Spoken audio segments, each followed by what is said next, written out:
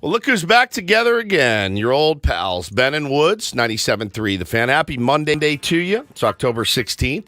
Let's get our heads very, very right. I'm Woodsy, so happy to be back. Missed you guys, missed talking to the audience, but enjoyed my time away, to be sure. Feeling pretty good today. Feeling pretty good after a weekend in Las Vegas, I must say. Better than I used to, that's for sure. That's Paul Reindl. He's our executive producer. Good morning, Paulie. Good morning. Welcome back. It's good to be back. Benjamin Higgins, your friendly neighborhood sports anchor, joins us as well. Benjamin, great to see your face. Yeah, good to see you. I was actually going to comment that you do look surprisingly chipper and spry. For some reason, I always expect you're going to look like Nicolas Cage at the end of Leaving Las Vegas when you get back. Well, there was a time. When, my old me, pre-dad me, would have taken today off just to shut it down, get back to neutral, and I would have been in tomorrow. But, life changes a lot. When you get older, too, and you got the kids and the hangovers, as they say, hurt worse than they used to, you just got to dial it back a little bit. Now, I cut loose. No booze, though, really. I had a couple drinks on Friday, and that was it. But we did some stuff and had some fun on Saturday night at the U2 show. It was incredible. It was an incredible trip. My wife and I had not gotten to get... Literally incredible trip. Literally. Yeah, that too. We had not gotten to get away together. We did the family vacation to Laguna that was horrendous. Maybe the worst weekend, maybe the most expensive, worst weekend of my life. It was horrible. Terrible time. Everyone fought. No one got along. Taylor didn't sleep. It was horrific. So we had not gotten to get away, just the two of us. And it's funny, man, because after it's been so long, the first day we were still kind of feeling each other out, right? Because you're like, I'm not really used to spending a lot of time with you, but she wanted to go shopping a bunch and I didn't, but I said, you know what, let's do it. We did it. So we walked about 10 miles that day, went shopping, got a bunch of stuff. She wanted some sunglasses, so we did that. Had a delicious dinner Friday night, and we played a lot. We gambled a lot. She really fell in love with the slot machines. She has a player's card now. That's who she is. My wife has a player's card. So she's going to be one of those blue hairs later in life. That's great. Bro. Something to look forward to. You got a hobby. The thrill that she got when she would hit, I just put $20 in and I made $120. And I'm like, good, cash out. So she would. And then we'd get the money and then she'd walk by and she'd go, ooh, that one's got a horse on it. I like horses. And she'd go over and play that one. And so we really had a blast. We were in bed Friday night, though, by 10:30. All right, over 9:15 was the over-under. Yeah. So you did stay out later than we thought. We did. And then Saturday night, we were up for a while. I mean, we went to the show, and it was, I put it on Instagram. It was a spectacle. It was a spectacle in the best possible way that something could be a spectacle. Vegas does everything bigger and better, and the Sphere is... I've never seen anything like it. A guy looked at me at the end of the show, just a random dude standing next to me, and they're playing Beautiful Day, and there's graphics all over the thing. He looked at me, right in my eyes, he goes, where do we go from here? And I looked at him, I go, I've got no effing idea. He goes, how are you going to go watch a concert again? Ooh, you're playing in a stadium. How cool. He goes, no, everything sucks now for the rest of our lives. And I go, you just ruined my night. I'm like, there's nothing that's ever going to top this. Unless you're on the moon or something, I don't know how you could top what we saw on Saturday night. Best venue you've been to ever. Best venue, I mean, it's not even close. Wow. It's not even close. I've been to intimate shows. I saw Deftones at Troubadour. There's 300 people there. That's a stadium band, and you're seeing them in a club on a tiny stage. That's special. It's special. The energy, and there's so few people, and they're right on top of you. That's special. But this one was just like nothing you've ever seen, and really, the other thing, like nothing you've ever heard. The sound was so crystal clear. Bono at one point was whispering, and you could hear every word. We met a lady in the elevator that had a U2 shirt on, and she's like, hey, just wait till you hear it. She goes, you'll hear every note that Edge plays on his guitar. And you did. And Bono at one point was like, and you're like, I heard exactly what he said. This is insane. He's whispering into the microphone. You hear everything. And about how many people are in there? I think they said about 10, 15,000. Wow. Maybe more, maybe 20. It's like like an arena-sized venue. Dude, they came out. At first, they have a DJ in this car, and he's playing Bowie, and he's playing all this good stuff, and he's getting you hyped.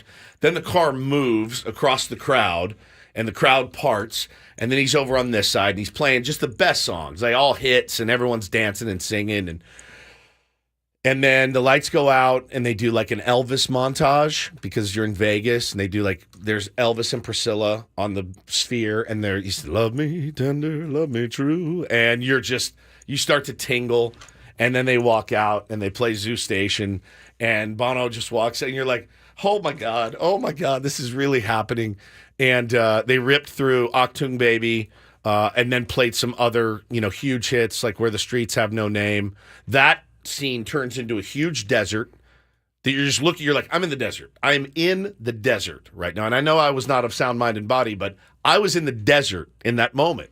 A big flag that's like smoking. I mean, the graphics in that place, the sound was the best. The crowd was so cool where if everything slowed down and it was like a really like with or without you, it sounded like this in there. It was silent. The crowd wouldn't say a word. Everyone just staring at the stage. It was like you were at a big hypnosis event.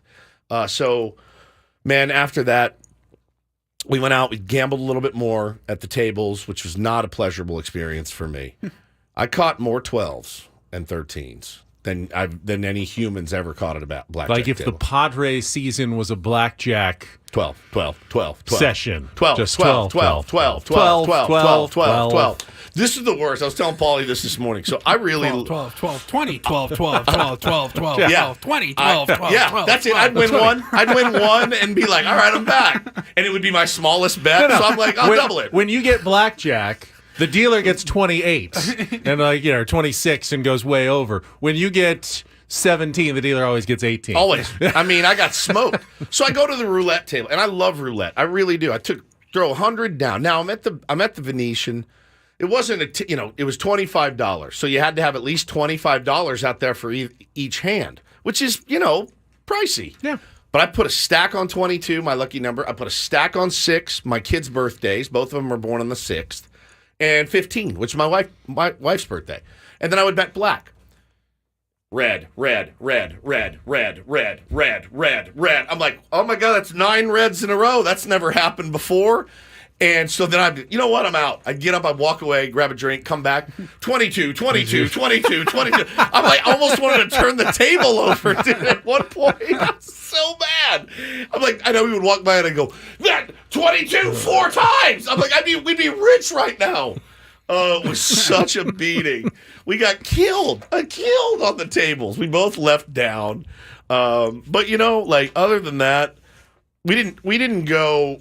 I knew about how much I had to spend in gambling, and I spent every single nickel of that, and then gave my wife some, and she spent some of her money, and it was. But listen, you go there, you don't expect to win because that's how they built that giant place that has canals running through it from morons like us, Right. And that's how you do it. The best though is when you're walking around the casino and you hear like, yeah, I heard a guy. I'm walking by, he goes, yeah, F yeah. And I look up and he's standing on his chair at the blackjack table. I'm like, this dude just must have made a fortune. He had a $50 bet down there. I was like, settle down. You're killing me. But I wanted that elation, the feeling of hitting that roulette with 10 chips out there at 35 to 1.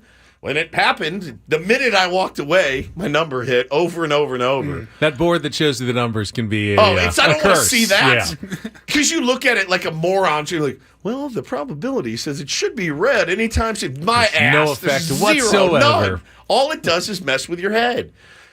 She did that. The thing that surprises me about Vegas now it's mostly computers. Like all those slot machines now, it's 95% those big computers and Even the reels that aren't the video reels are still programmed by computer to pay off certain percentage of the time. No so, doubt. Yeah, it's all electronic. Well, now. and there's a blackjack table that's all electronic. There's craps that have dice inside like a pod that spin around with you, big dice, and you can play craps sitting at the table. So they're really smart at getting your money. That's really what they do the best, in fact. But I had not been in so long. I forgot how big it is. I forgot the 42-mile walk to your room. Like, we bought something, and Hannah goes, I don't want to carry these around. I go, it's 40 minutes round trip to go back to our room. So, like, let's just carry them. They're just sunglasses. Just bring Even them with after us. you're up the elevator, the hallway. There's 3 elevators to get to our room. Well, we got there so early, man. And the first time I went to Vegas, we stayed at MGM Grand, which is fine. But my God, the walk from your room to the Strip, it's like a mile and a half off the Strip. It's terrible. You're just like, just kill me, man. It is not like just take the elevator downstairs and walk out. Which it's the only way they can do it. But if they were smarter, you'd put the rooms closer to the action. Right. Wouldn't you? Like, if a guy's in his room and he's a little drunk and he's got like $500 on him, don't you want him to be like, let me just walk out here and go right to the game?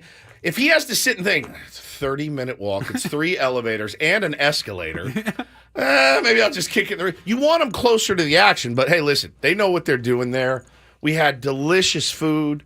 Highly recommend. I've never stayed at the Venetian before. It was phenomenal. There was a restaurant in there called Bouchon. We ate there all 3 mornings for breakfast. It was French. Beautiful. Brilliant. The best service of all time. We had a dinner at a place called Firebirds that was like Southern comfort food that was spectacular. And we really had a good time. We got to reconnect several times. And just a good time was had by all. It was like we were bummed yesterday. We were excited to get home to see the kids, but we were like, man, one more day would be phenomenal. It's just not the same. I'm glad you didn't win much, because it sounds like if you had had a lucky streak as well, you'd still be there possibly. Yardbirds is what it's called, not Freebirds. Firebirds? You said Firebirds. Yardbirds. It was delicious. Like the band. Yeah, it was really, really delicious. So, yeah, it was great to get home and see the kids. I'm trying to think. There was one more thing. Oh, so we went shopping one day. I had to tell Paulie this. I had to call him. Go shopping one day over at the Forum. And I always make fun of Paulie for his shoe habit. I don't make fun of him, but I'm like, you have a lot of shoes. Well, I walk in the store. What's it called? Urban Necessities. All right, dude. I walk in the store and I go, oh my God. And I go, what's happening? Thousands of single shoes, thousands of them wrapped on shelves. Every pair of Nikes, Jordans, Yeezy, whatever you want, they have. It's a consignment store. So I walked in. I needed some new tennis shoes. And I ended up buying some. And I was like, I'll try these on. He's like, oh, no try-ons. I'm like, I can't try these on. He's like, that's wild. Not allowed. Right? I've never heard of that. So he was really cool, super helpful. So I was asking him. And I think part of it is they want... The value goes down, right? The value goes down. Yeah. Like when you buy a pair of shoes from them and you take them back to your room and you try them on, that's the first time a foot has ever gone into that shoe. Yep. And also, most people that are buying shoes at a store like that, they know their size. They know their size for different brands. Yeah. Whether it's Nike, Jordan, Adidas. Like, okay, it's Reebok. It's a little bit smaller, so I'm going to go up half a size. Well, like, people usually know, so you don't have to worry about it So I get it now, because I walked in, I go, I want like 12 pair of these. That would have cost me $50,000. So I asked him, Ben, you'll get a kick out of this. He had this glass case in the middle with all these shoes in there. I go, what are those? He goes, oh, those are the really expensive shoes. And I go, what are we talking here? Because the ones I've just bought were pretty damn expensive. He goes, I'll just show you. Come on over. He goes, these are the most rare shoe in the world. It's a collaboration that Nike did with Iron Maiden, the band, Iron Maiden. They're badass. You were tempted. They're 24 pair in the world. $75,000 per shoe or no? For for the whole pair. pair. Okay, good. Do you remember My God. the Back to the Future shoe? Yeah. Where They had those, the had 'em Velcro power laces. $50,000. Wow. You can buy those there. If they work. They work. They had all kinds of rare shoes there that were like, and I'm like, who buys these? He's like, oh, athletes come in. Derrick Henry comes in all the time. They'll walk out spending. Oh, Paulie's got a picture on the YouTube feed. It's incredible. So I walked out. I called Paulie immediately. I go, well, You texted me first while you were still there. have you been here? Hey, have you ever been here? And I'm like, sir. He sent me a picture of him in front of the same wall. So I get it. Welcome to the club, Woods. Welcome to the club. Like, I'm never going to Vegas again and not going to that store. I've never seen anything like it. It was we'd so been there good. once, and we didn't buy anything because they're expensive. They're very expensive. So a lot of their shoes, there's like the sneakers app through Nike that has limited drops. It's like a lottery.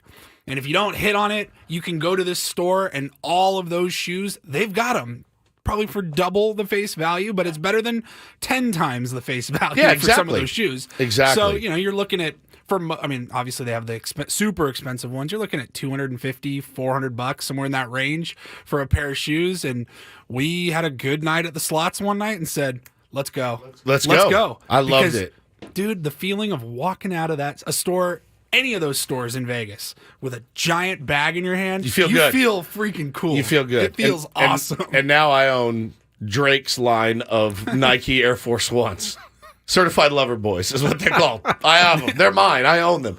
Hannah goes, you going to wear them tonight? I go, no, I'm not wearing them tonight to the concert. I'm going to mess them up. I'm like, who am I? What just happened? Did I turn into Paul? I'm Paul now. What the hell? Paulie was like a proud dad when I called him. But, man, we had the best time. Thank you guys for being here on Friday. And it sounds like you had a great show. I listened to the Open. You guys were talked a little bit about Matty Strom. I was so excited to see Matty come in and get that save the other night. But, yeah, we got a lot to talk about today. Tons to get to, actually. NLCS gets underway tonight. Some ALCS is already underway, and some breaking baseball news. we will give you that right after the Daily Ditty. Next, some surprise news out of the National League East we will share with you, and then we'll get into everything. Football weekend, we got Jordan Shusterman from Cespedes Family Barbecue with us. 8:35 to talk more playoffs as well. Should be a fun Monday. It's good to have Woods back. Sounds like you had a really nice time. I did. We will be back with more Ben and Woods on San Diego's #1 sports station. Let's check traffic right now with Kelly Danick on 97.3 The Fan.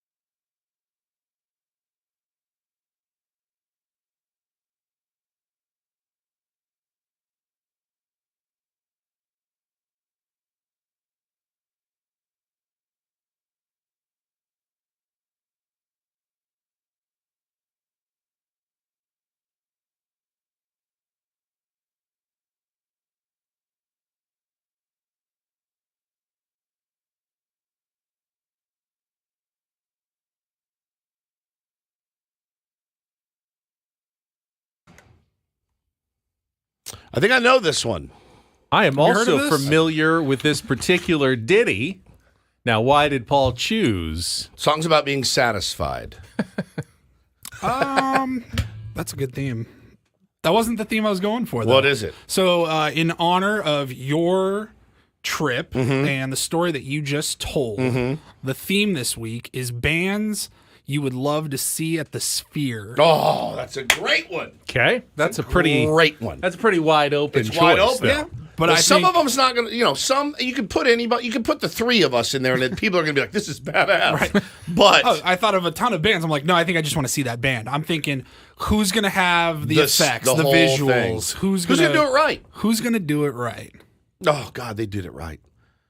Oh, I couldn't, they were the perfect, they were doing this stuff in 91. When Achtung Baby came out, I saw them on the tour, and they were so far ahead of their time with the digital stuff that they did, and then to have them here, it just made perfect sense. And I mean, they're just knocking it out of the park. And they're 70 years old. Bono still sounds great. Edge looks amazing. Like Adam Clayton's still the coolest dude I've ever seen. And you're watching, going, how you guys doing it, man? I'm 48 years old. I can barely get out of bed. It's just incredible. They had it was on a turntable, it looked like a record player. So Bono's holding a mic stand and it's spinning around like a record. He's just holding it, singing the first song. Everything they did was spectacular. And I was nervous that he was going to sound, old. He didn't. Sounded great. The harmonies were like back when they were in the 90s, man. It was just incredible. I'll never forget it as long as I live. Yeah, I was trying to think of a bunch of different bands, and I thought, man, I think The Stones at the with Sphere their would be visuals sick. and everything, and the music, and All you'd need is the lips, just over and over and over. Just like the lips. That's it. Oh, Paulie, it's a great, great theme this week.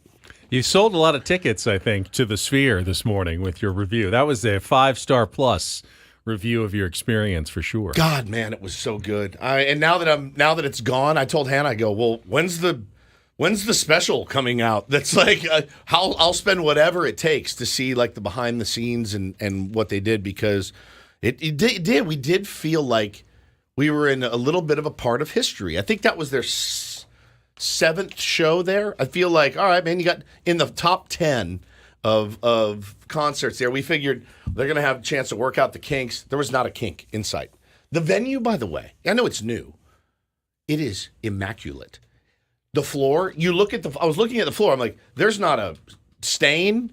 It is immaculate. There's a bar back there that looks like a bar out of Star Wars.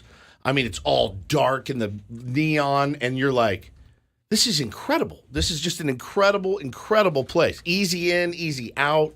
We were on the floor, which was, I saw the seats, and people were like, ooh, if you sit in the 200s, you actually get the best view. I'm like, I can't dance. I can't move. I can't play fake drums like sitting in a seat. The floor was the way to go. Nice. So, yeah, it was great. All right, as teased, we do have some breaking news out of the world of baseball. Breaking news on 97.3 The Fan is presented by BetQL. Smarter bets start with BetQL. Download the BetQL app or visit BetQL.com today.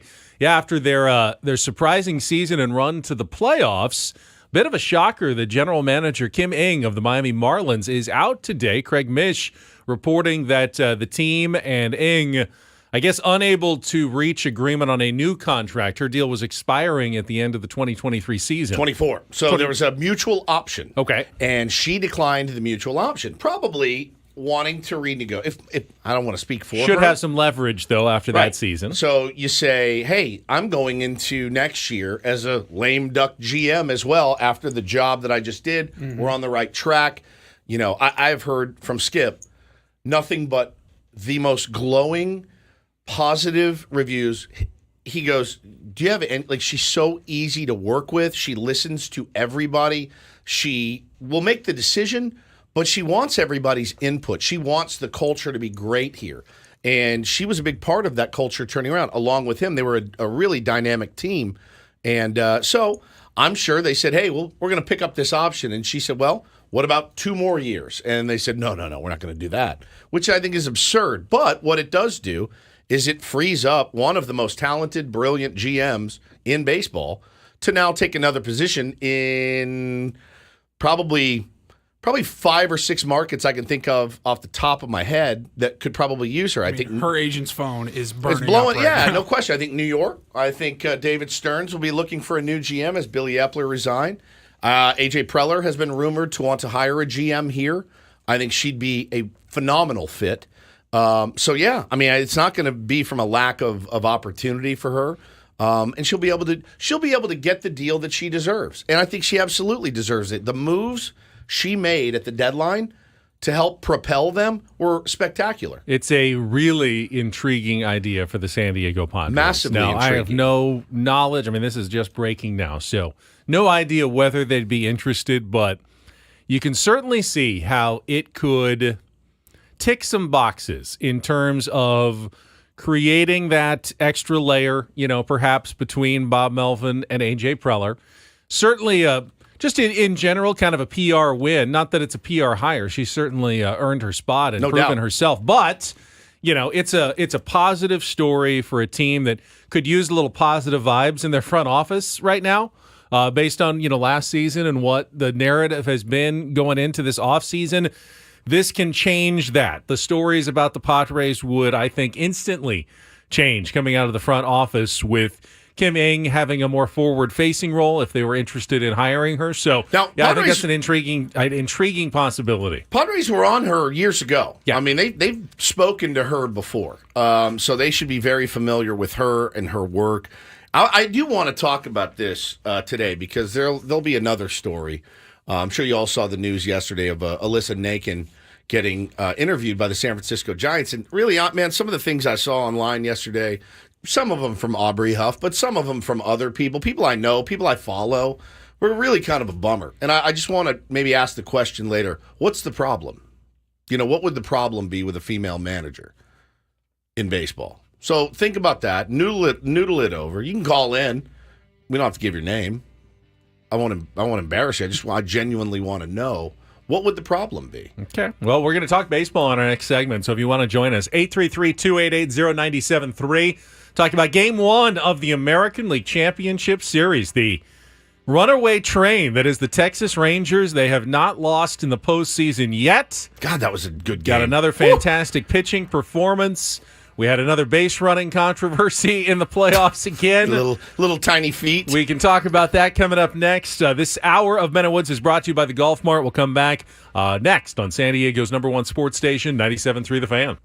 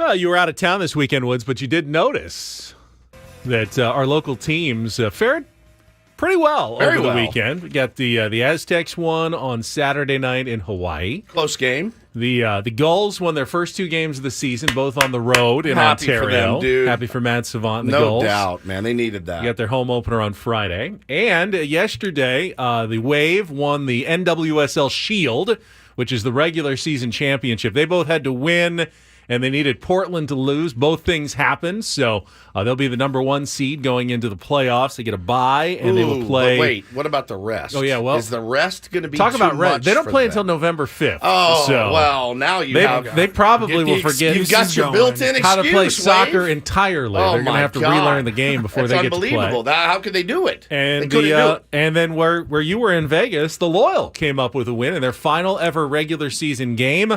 Happened on the road against Las Vegas Lights. They ended up in 3rd place in the NWSL, so they do have that home playoff game coming up on the 22nd, a little less of a layoff. Next weekend they will play in their home opener or playoff opener against Phoenix Rising, and now it's win or the franchise is done time. Yeah, so every just game from keep here winning. on out. Yeah, you lose, it's folded. It's even if you win, it's folded. You win them all, it's still over, but that would be anytime amazing. you lose now, it's over. So that really adds to the pressure, and it's going to be a great scene in that next game coming up with the locals and everybody showing up for the playoff game and knowing that this could be the last time. So it'll be a big one. Saw a bunch of Tier 1s out in Las Vegas this weekend. Saw some Tier 1s on the plane that were coming off of they blew it out. I saw our buddy Brandon. Boy, he looked like he got put through the ringer. I saw him in the airport. He's like, "Oh man, I went a little too hard." They raged after that win. They invited me, but it was after the show, and I was ready to go back to bed and fondle my wife. So that's what I did instead. But I hope you guys had a good time. The wave thing is interesting. I was texting with a buddy, and I said, so this is how they do it in Europe. The best team in the regular season wins a prize. Well, that's it. There's no. I mean, they win the title. There's no title. playoffs. They gave them this shield, this like plaque or plate at the end of the game, but technically you don't really win. You got to win the playoffs to win the championship. Right. But you won it's a regular season award, which is what I've still, by the way, been seeing a lot of baseball fans still upset that the top seeds are out and they want to play. They want to do it like they do in Europe, play for the prize. In the NHL, the team that wins the regular season title, it wins the President's Trophy, I think it is, at the end of the year. Do they take that trophy around and drink beer out of it and do bumps off of it and throw it in rivers and sleep with it and make love to it like they do with the Stanley Cup? No, they don't. I'm not anti celebrating the regular season. I'm not. I know it's 162 games. It's a long-ass grind. That should be celebrated, which is why they celebrate. But for me, I still can't believe. Like Dave Roberts did an interview the other day, and he talked about the format hurting them again. And it's just like I can't wrap my head around saying that out loud. If I was a competitor, I can't imagine being a competitor, winning so many games, having the ultimate chance to play a lower seed, and complaining about it when I didn't get the job done. Well, I really can't wrap my head around it. I think, and we don't ever talk about the converse, but the Tampa Bay Rays had a great regular season. Didn't the format hurt them? The fact that they didn't win their division, even though they won 100 games and had to play in a wild card series against a team and got 2 games against, a team that turned out to be red hot, and they're done. Don't they have more of a complaint about the format than a team that waited just 4 or 5 days to rest and get to play their first series the next week? Yeah, yeah, you're right. I mean, there's definitely things you can do, I think, to fix it and make it better. But what about the team, Ben? What about the team like the Rays? Like you said, they didn't win their division, so they would have to play if they still did the 1-game playoff. Would they still have to play in the 1-game playoff? Yeah. Hey, man, we played 162 games. We won 100 of them, 99 of them, and now we got to play in a 1 game. You can't decide baseball in 1 game. Okay, well, here's 3. Well, no, not like that. We don't want it like that. Well, what do you want? You want 7? You want 12? Play till you win? I don't understand. And it's embarrassing. It's embarrassing for these competitors, these highly paid competitors, to get up there and talk about a layoff. It just makes no sense to me. I couldn't look at myself in the mirror if I was like, well, we had too much rest. We got out of sync. That's on you. That's on you. And ultimately, it may not be about rest at all. Let's talk about it because the Texas Rangers, especially obviously in the American League, just might be the hottest, best team right now. And there's really nothing else to it. We'll get to yesterday's American League Championship Series right after a check of traffic here on 97.3 The Fan. From the 97.3 The Fan Traffic Center, here's Kelly Danick. Traffic is sponsored by Lowe's. Got a crash now on eastbound 52 right past Fanita. Looks like that is blocking the fast lane. Motorcycle involved in that. Lowe's knows fall is the perfect time for outdoor projects. Right now, you can keep your yard looking its best and save. Take care of leaves with leaf blowers starting at just $89.98. Lowe's knows home improvement while supplies last. See store for details. And Kelly Danick with Ben and Wood, San Diego's #1 sports station, 97.3 The Fan. I thought last night's game 1 of the ALCS was a playoff game. It felt like a playoff game. Not every playoff game always feels like a playoff game, but last night's, that's what I think of when I think of playoff baseball. Man. Low scoring, a lot of big moments, chances to score, but, teams leaving some runners on base. Good pitching. Waiting for someone to come up with a big hit, get a big, solo home run somewhere, one controversial play that happens at some point in the game. That felt very much like a playoff game. It could have gone either way. I didn't think the Astros were run off the field by the Rangers, but Rangers played the better game. They take the 1-0 series lead with the 2-0 win. They steal back home field advantage and improve to 6-0 so far in the postseason. They have been essentially perfect so far. They had one game where they gave up 8 runs, but they had a big lead in that one. Otherwise, you look at the runs they've given up. It's been 0-1, 2-1, 0-1. I mean, and they've gotten great pitching so far this postseason. And that much maligned bullpen that struggled so mightily down the stretch and had more blown saves by far than anyone in baseball, they've locked it in. And they are pitching with a lot of confidence. And Bruce Bochy is doing a really, really good job at calling the right numbers right now for the guys out of the pen. Our guy was really good, Monty. He was so good last night. 3 Ks against Jordan, Cade Jordan 3 times. Fearless pitching. They did not throw him a strike. They just kept working outside for the zone. He mostly. hung one. He hung one, and I was like, "Oh, dude, you're lucky you missed that because that ball's going 500 feet." But he's like the hottest hitter in the postseason. No doubt. Like he's the one guy you're like, you're not beating us. And Jordan went in on him. He went in on him. There was a line. They showed the graphic, and every pitch, Ben, was like straight like this. Down the inside. None of them leaked out over the plate. I think that was the first K. It was a really well-pitched game. Justin Verlander, I thought, pitched really, really well as well. So he had a funky play with Altuve failing to retouch second on his way back to first. His little tiny feet in those big bags. I heard some people going off on brain fart by Jose Altuve. He should know better. To me... And obviously, there were no great replays of it. The angles that they had for television were kind of weird, but this is the 8th inning.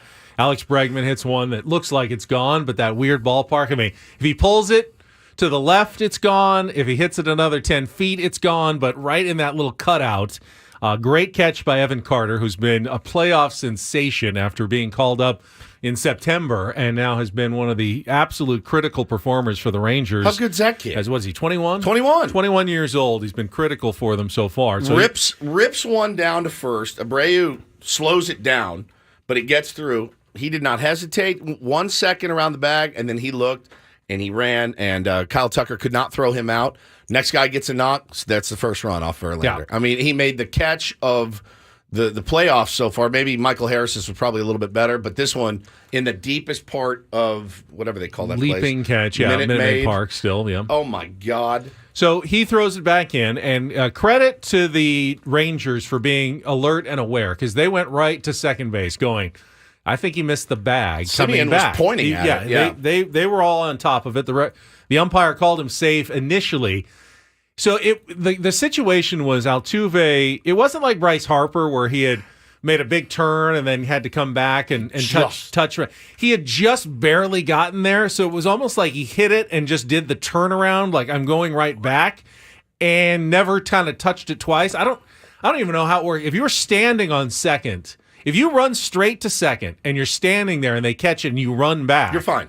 You're fine. Yeah. But if your foot comes off the bag before he catches it, you have to at least tap it again. Correct. On the way back. And he had kind of just taken his foot off the bag just before it was caught and then made the turn backwards. Yeah, cut in front of the bag, basically. Yeah, before going. He didn't like cut the corner No, or anything. no. It's not like he ran straight through the infield. No. I think that's what people. It's a good bit. Oh, he's at third base. He ran right across the mound to get back to first. I've seen you it. can't do that. I've seen that it in before. Little League Yeah, for sure. it happens. But that's not what he did.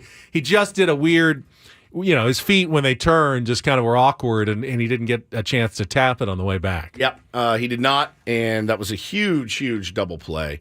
But the bullpen, Chapman came in, and I was like, oh, my God, he did it again. Another huge game-tying home run from Bregman. Nope, the catch was made, and Evan Carter, brilliant catch, brilliant piece, thought to get it back in quick. The Rangers were really heads up there. They were locked in. And then Jose Leclerc comes in the ninth, and oh, my Lord, just fuzzy, 98, K'ing everybody up. He looks so good. So, yeah, that bullpen that was the Achilles heel of that team is really finding their way. I mean, you're not going to go far without a good bullpen, and that was their, only weakness. And these guys, this Evan Carter doesn't know where he is. He doesn't know, Ben. He doesn't realize, really, he's in the ALCS playing against the Houston Astros. I mean, it's not too big for him. He's having a ball. The post-game interview with him was adorable. And he's like, this is the most fun I've ever had in my life. I'm just going to have fun. And they're just out there crushing right now. So good for them. I don't know. It's such a big one to steal the first game. Well, in now Houston. it makes the game two. I mean, it's not a must-win, but really important for the Astros to get this one. It's this afternoon, so we're just hours away. 1:37 first pitch, and they'll put Framber Valdez out on the mound. You feel good about that, but you're going up against Nathan Eovaldi, so a guy who absolutely can keep the Rangers in this game, and with their offense, I mean, they're looking, if they go home up 2-0 and 7-0 in the playoffs, and then only have to win 2 of the next 5 games to advance to the World Series, the Rangers will be in a dominant position in the series with 3 home games left, needing to win just 2 of them to go on, which makes this an absolutely now critical game for the Astros to at least get the split at home and even the series before you go to Texas. So, yeah, by this afternoon, around 5 o'clock today, the Rangers could be sitting in the catbird seat in this series on their way to the World Series. So huge game. Before the NLCS even starts tonight, the ALCS could be, very lopsided already. Yeah, Arizona and Philly, they go first pitch scheduled just after 5 p.m. I pulled up ESPN, the MLB schedule page, and it shows the teams, shows the time, it shows the channel, and it shows the pitching matchup. And then on the far right, it says tickets. And I think ESPN has a partnership with Vivid Seats, and it'll say tickets as low as, $82, the cheapest way to get in. In Houston right now, tickets as low as $50. Okay. Well, $50 to get they're a in. little spoiled. They've been to 7 straight American League Championship Series, so it's not special anymore. It's not new. It's not the World Series yet, so I get it. In Philadelphia, to watch Game 1 of the NLCS, tickets as low as $174. Yeah. You want to be part of that atmosphere right now at Citizens Bank Park. I'm sure that That's the place to be. Yeah, I mean, just like Petco Park was last October, everyone wants to be at Citizens Bank Park for this game. It's a matchup of Zach and Zach H. Zach Gallen without an H and Zach Wheeler with an H. 2 great pitchers, 2 red-hot teams. The Diamondbacks are big underdogs in this series, and I don't know that they should be. I think there's some narrative going on here that the Phillies are unbeatable. The team of destiny? That they're a team of destiny, and sometimes It's hard to believe that they're not. Yeah, but it dismisses the fact that the Diamondbacks are playing really good baseball They right are. now. And I do think the Phillies are the favorites, but not as overwhelming as some people are making it out to be. Yeah, a lot I mean, of people it's are going, this is going to be a sweep or maybe 5-game series. It's baseball. It wouldn't It's shock me at all baseball. if Arizona won And tonight. it wouldn't shock me if they won the series as well because Yeah, it that is would shock baseball. me. And I don't think they're getting quite enough credit for how well they are playing, how they dispatched the Dodgers, how they took out the Brewers. I mean, they're 5-1 so far. They're going up against a Phillies team that is also 5-1 in the postseason. And The they top of the Diamondbacks rotation is sick. very good. Well, and they got a rookie that doesn't really know what he's doing either, and Corbin Carroll. He doesn't really care. Like he knows, like he's like, oh yeah, this is what you do. He's a rookie, and he's got his team in the NLCS right now, and he's been incredible in the postseason. You look at those Phillies guys, and you go, oh yeah, they've definitely got an advantage, but. Hey, they won, 90 games or whatever they won for a reason. They have slumps. Those guys go cold. Even Bryce Harper goes cold occasionally. I know it hasn't happened a lot in the playoffs, but you never know when it's coming. And they're not going to stay hot forever. And I feel like this series You got a good feeling.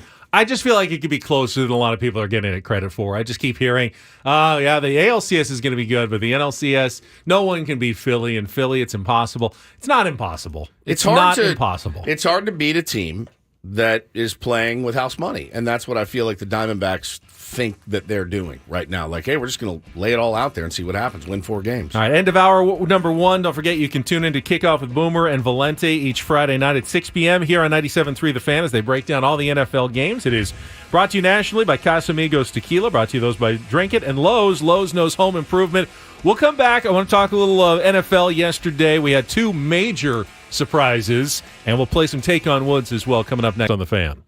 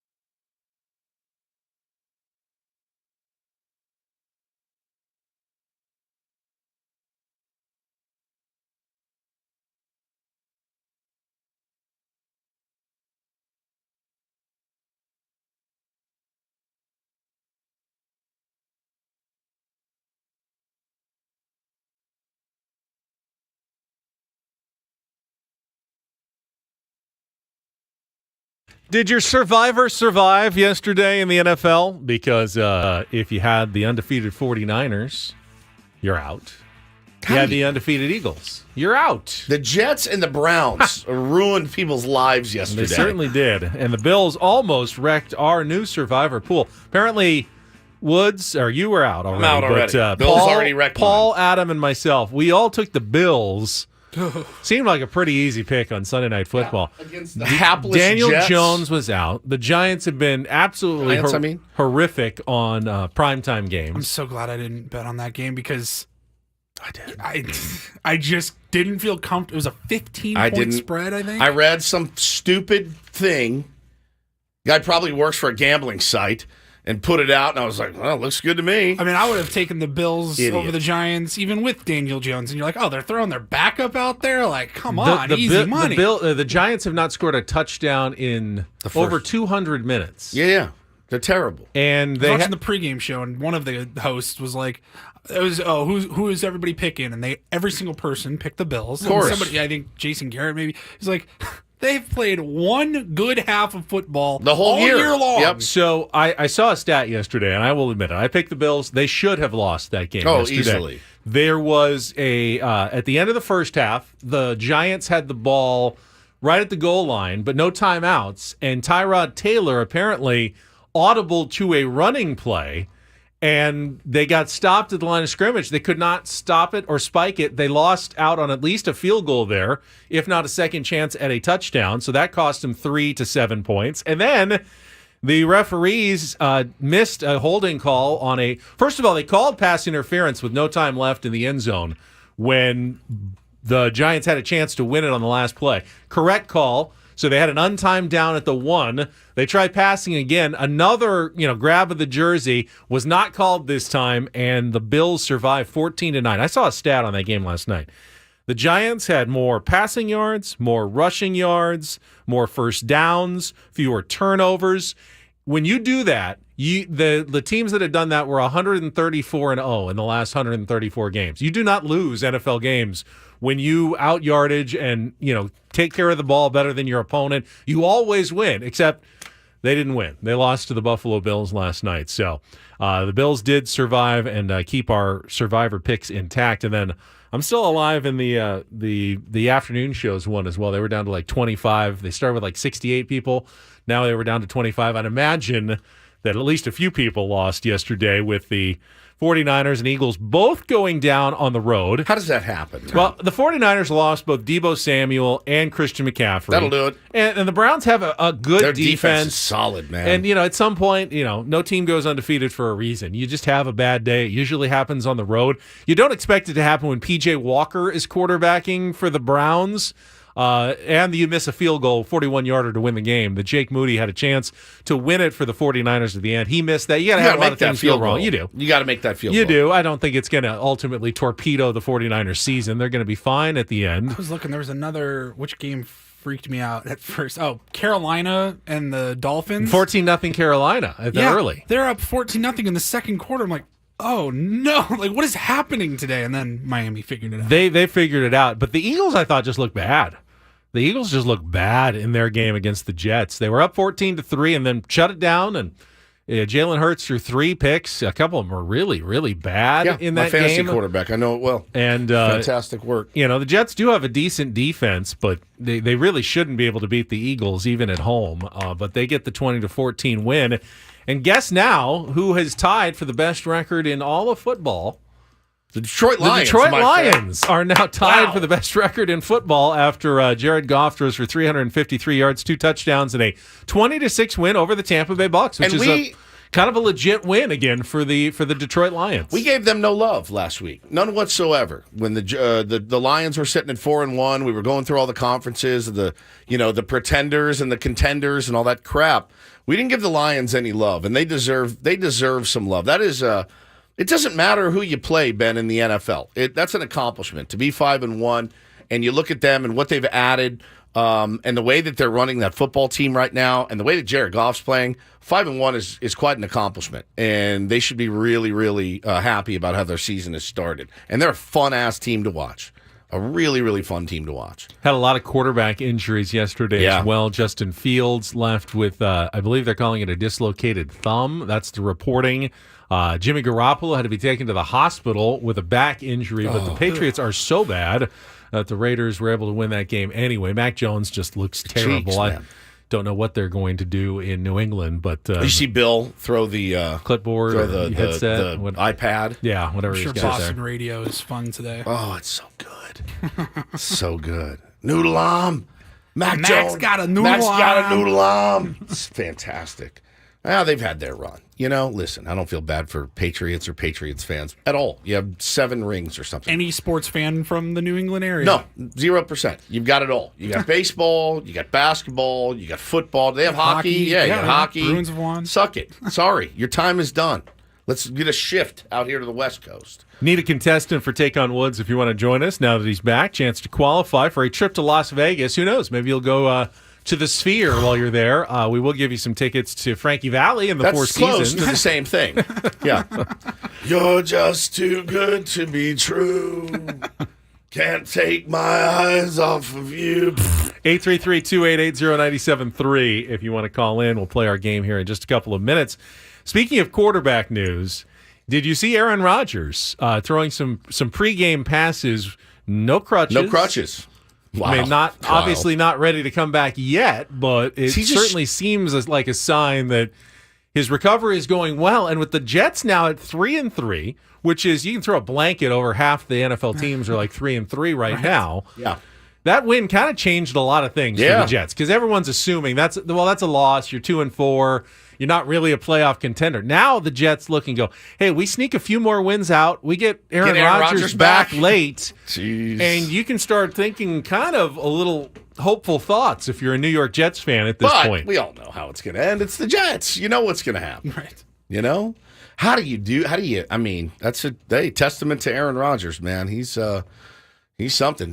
What's he doing? He's pumping That age, stem with cells in everything there. that Like, man what's has happening? accomplished. Would anyone blame him if he goes, I can't? No, And he's clearly committed Yeah, to it's getting insane. back. It's pretty wild. It's nuts. We'll see if it happens, but I mean, you still got to be nervous as hell, man, playing on a reconstructed leg. But yeah, we'll see how it works out. Rams got a win over the Cardinals. Cooper Kupp got his first touchdown of the season. That Kyron Williams had a big game, 158 yards and a touchdown. Is he on your fantasy team? It's Fighting Irish, baby. Oh, Fighting Irish. That's the. You guys want to talk college football, Ben, or what? We'll talk some college football coming up here in a second. Okay. Yeah, I've been waiting patiently. And then, of course, tonight is Monday Night Football here on 97.3 The Fan. It will be the Dallas Cowboys and the Los Angeles Chargers from SoFi Stadium. Fairly big game for both teams, obviously. Yeah. And you said you're cheering against this. This bothered me. You're going up against Dak Prescott. Yeah, I need him to have a terrible game.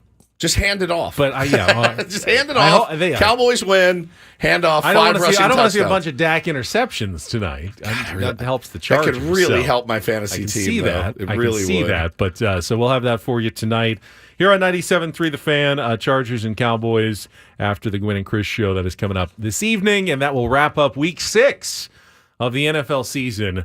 Do we have a contestant? My computer's not working here, Paulie. We still need one. 833-288-0973. Yeah, Take on Woods is coming up here, but we need a contestant to play this game. It's hard to play without a contestant. That is true. So you let me know when we get someone because I cannot see on my computer here if anyone's calling in like I normally can. Let's see. What else? If you want to talk about the college football, we will get into that for sure. I would love to. What happened? What happened? What happened to what? Caleb Williams. What happened? They've been playing terribly The every Heisman week. Trophy winner. Certainly looked like they were on their way to a loss the last few weeks. I thought Notre Dame was going to win this game, But what especially happened? in Notre Dame. 3 picks. Yeah. Wow. I was Tough day. not surprised by the result of that game.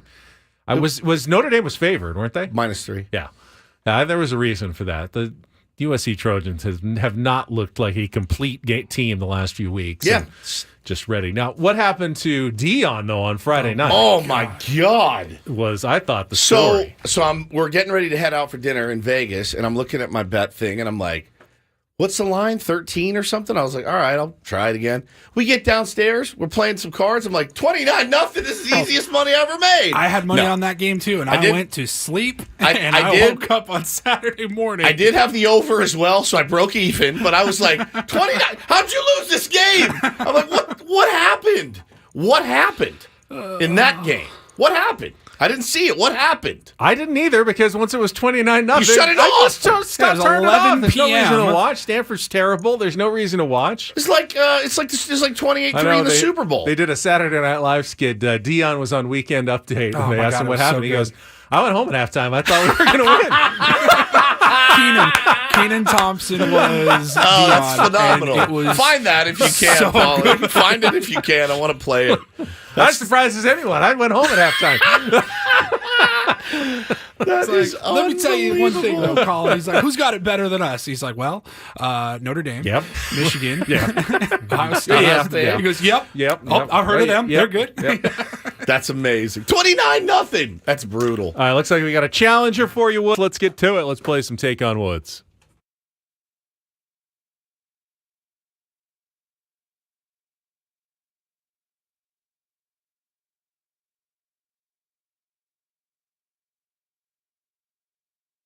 All right, let's welcome John as our contestant this morning. Woods has left the studio. John, good morning. How are you? Good morning, guys. All right, you are in. As I mentioned, we got a trip for two to Vegas on the line. Tickets to Frankie Valley and the Four Seasons at the Westgate, Las Vegas. Tickets available at Ticketmaster.com. The Westgate Las Vegas Resort and Casino featuring newly designed premier rooms, part of their $70 million room renovations, bringing back the legendary Vegas fun. Your advantage is picking our category in our musical trivia challenge. Your choices are Getting Your Z's. Those are 5 artists with a name that begins with the letter Z. The mystery category. Won't tell you much about that one, except the 2-second song will give you the big hint. And Mamma Mia is our final category. 5 songs with the word mama in the title. So Getting Your Z's, the mystery category, or Mamma Mia. What would you like to play, John? Getting Your Z's, please. Getting Your Z's. Okay, today we are looking for 5 artists with a name that begins with the letter Z. Now, that might be a first name, it might be a last name, it might be a band name. Just keep the letter Z in mind as you give all of the answers. You'll have 60 seconds to get as many of the 5 as possible. If you don't know an answer, say pass. We'll come back to it if there's time left on the clock. First question is our 2-second song. Paulie will play a song. You need to give me the title of the song and the band that includes that Z somewhere. To score that point, we'll go from there. John, you ready to play? Got it. All right, 60 seconds on the clock. Your time begins when Paul plays the music. The category, Getting Your Z's. Good luck, John. Let's take on Woods. Led Zeppelin, Whole Lotta Love. Correct. Which artist's biggest hits include the line, I saw a werewolf drinking a pina colada at Trader Vic's? Warren Zevon. Correct. His birth name is David, but which reggae musician took his nickname straight from his favorite? Mickey Marley. Correct. Which 1960s British rockers gained popularity in the U.S. with songs like She's Not There and Time of the Season? The Zombies. Correct. Which country artist had a breakthrough hit with 2005's Chicken Fried? Not ZZ Top. Don't know. All right, well, you've got plenty of time because that's the last one. Which country artist had a breakthrough hit with 2005's Chicken Fried? Yeah, he was rolling. Ozzy the Bear. All right, you got 4. That is incorrect. That was Zach Brown Band. I wonder, that was a great performance on those flew 4. He through those crushed first the 4. first 4. Led Zeppelin, Warren Zevon, Ziggy Marley, and the Zombies. Zombies worries me a little bit for Woods, but we'll see. All right, let's bring him back in. Quick win for John. Hang on the line, John. We'll see if your score holds up. Woods doesn't get the category. He's been off for a couple of days. We'll see how the layoff affects Woods. Has not played this game since Wednesday because we had, obviously, Real or Fake on Thursday. See how the layoff affects Have me. you Yeah. lost all of your musical knowledge in 5 days? We'll find out. Well, I'm going to compete. All right, John's score is locked in. Reset our 2-second song. 60 seconds on the clock. Your time begins when Paul plays the music. Good luck, Woods. Let's take on John. Whole Lotta Love, Led Zeppelin. Correct. Which artist's biggest hit includes the line, I saw a werewolf drinking a pina colada at Trader Vic's. His hair was perfect. Is that Warren Zevon? It is. His birth name is David, but which reggae musician took his nickname straight from his favorite David Bowie album? Pass. Which 1960s British rockers gained popularity in the U.S. with songs like She's Not There and Time of the Season? It's Zombies. Correct. Which country artist had a breakthrough hit with 2005's Chicken Fried? Zach Brown. Correct. His birth name is David, but which reggae musician took his name straight from his favorite David Bowie album? Ziggy Marley? Yes! Wow. Oh, and with a 5-4 score. Woods pulls it out, Zach Brown being the difference there. That's what champions do. Category? They don't Did whine you- about did you layoffs. get the They category? just win. And I have no idea what the category was. Scary, spooky. Getting your Z's. Oh, Zeppelin, okay. Zevon, Ziggy, Zombies, and Zach Brown Band. And John, great effort. He went through the first 4 in maybe 12 seconds. Oh, that's incredible. And then he did not know the country, Zach Brown Band, that you were able to somehow pull from the recesses of your mind. Dave John, Roberts should take a lesson from me. That's how a champion layoff. performs. Layoff After didn't a affect layoff. me a bit. No. I haven't played in 5 days. 5 days. And I won because I'm a competitor. That's how you do it, Dave. well done, Woods. Thank you. All right, don't do this. First of the week is coming up next. I saw a lot of people complaining about this yesterday. We lost our NFL team here in San Diego. We did. Why did the stupid NFL broadcast rules continue to give us worse viewing options here in San Diego? Why do we have a Chargers report card in our local paper? That's also a good question, but we'll get to that. That's probably Coming why. up next with Ben and Woods on San Diego's #1 sports station. Let's check traffic right now on 97.3 The Fan.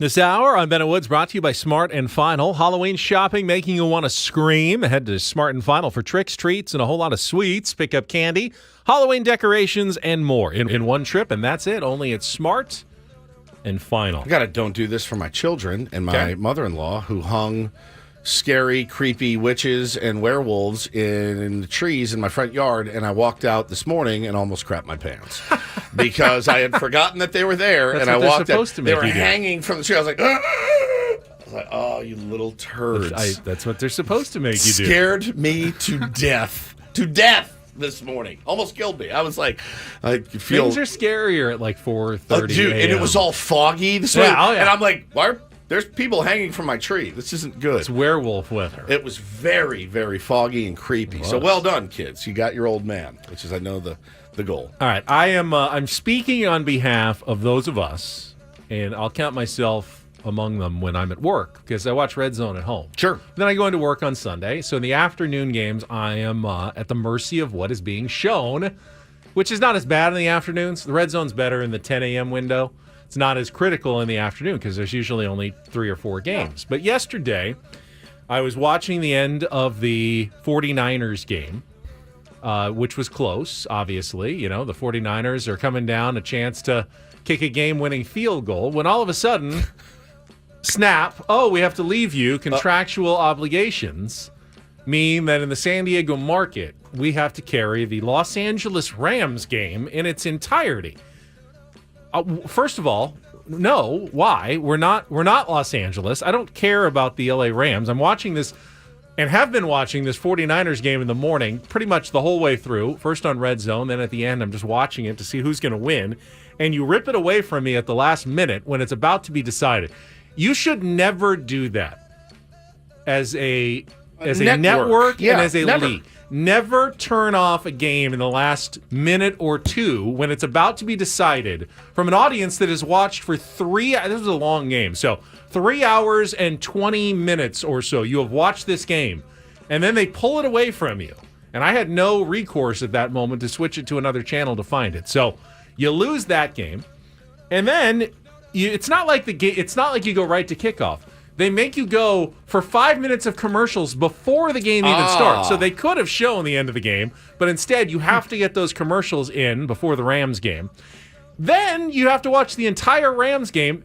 They could have switched away. The Rams were up by 17 in the fourth quarter, but they have to wait until zeros are on the clock before they can switch over to the Eagles-Jets game, which is coming down to the wire, and they have a chance to win. You miss the whole fourth quarter of that one as well, because why we in San Diego are forced to watch the Rams game as though we're the Rams market.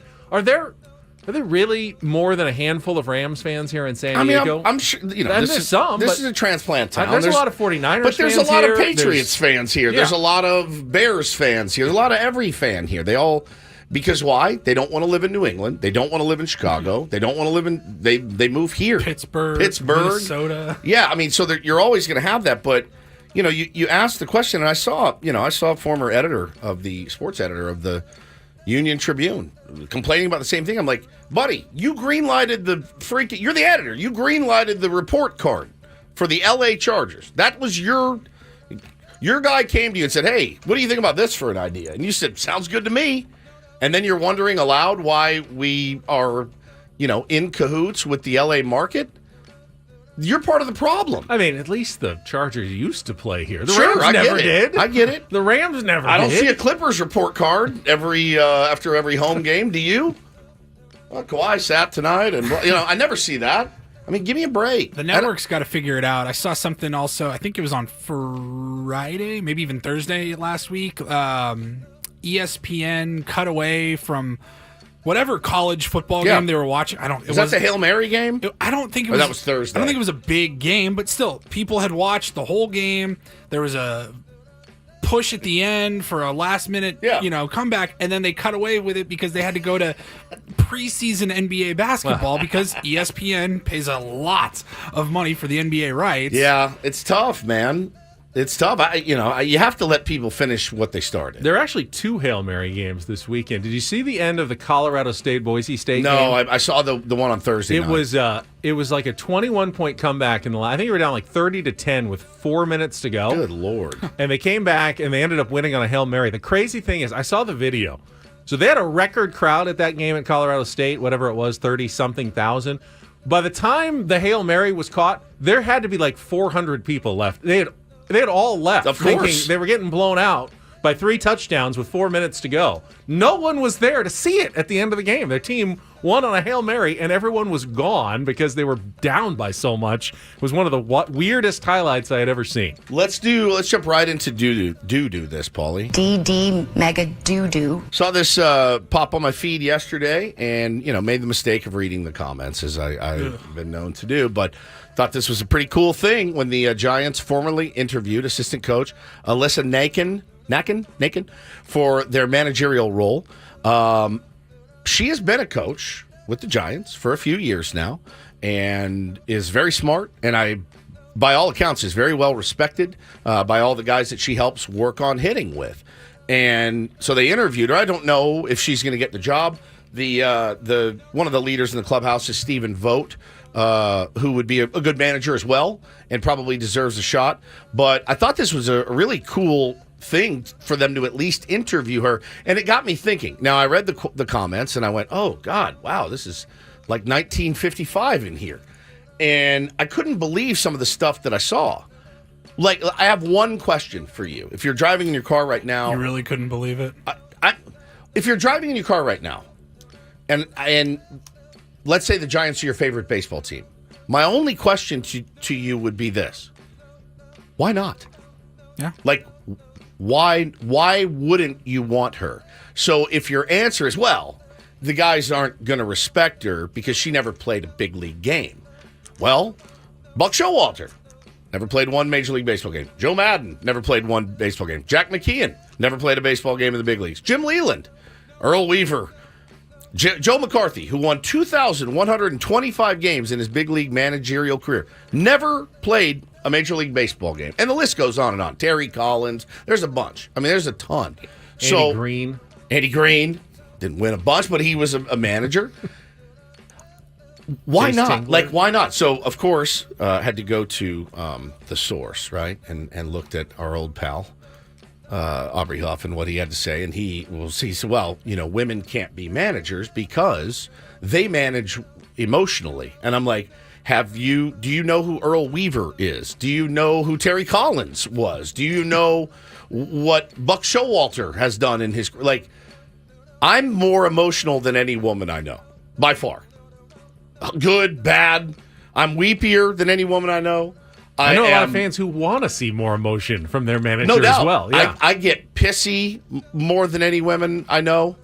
I get angry. Like, I would manage from emotion. The people that had a problem with it, the people like Aubrey Huff, they're just very scared, insecure little boys. Like, why? Why wouldn't you want that? If she's good and she's qualified, and she's certainly is, she's on her way and has the respect of the guys in the room and has helped them become better hitters and whatnot. They've all credited her with being great. She has prepared, a master's in sports management. Like, the answer, my question would just be, why not?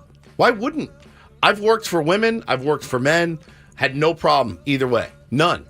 And it didn't register of like, well, what would be the big deal? Every manager's got 15 people that work with them. It's really rare to have, the standalone, I make all decisions. In fact, they don't exist. Bruce Bochy does not make every decision for the Texas Rangers. Neither does Dusty she's Baker. She's going to get her period and trade the team? Trade every superstar on the team? God. The question I just had, it just kept sticking in my head. Why not? Why wouldn't you want her to do that? Like, she checks off every box. She does. Other than she never played in a big league game, but that's clearly not a box that needs to be checked. Yeah. The only thing that surprises me is baseball has never been the fastest sport when it comes to progressive advancements. There still hasn't been an openly gay player in Major League Baseball at this point, which is kind of ridiculous when you think about it. I mean, the NFL now has had an openly gay player.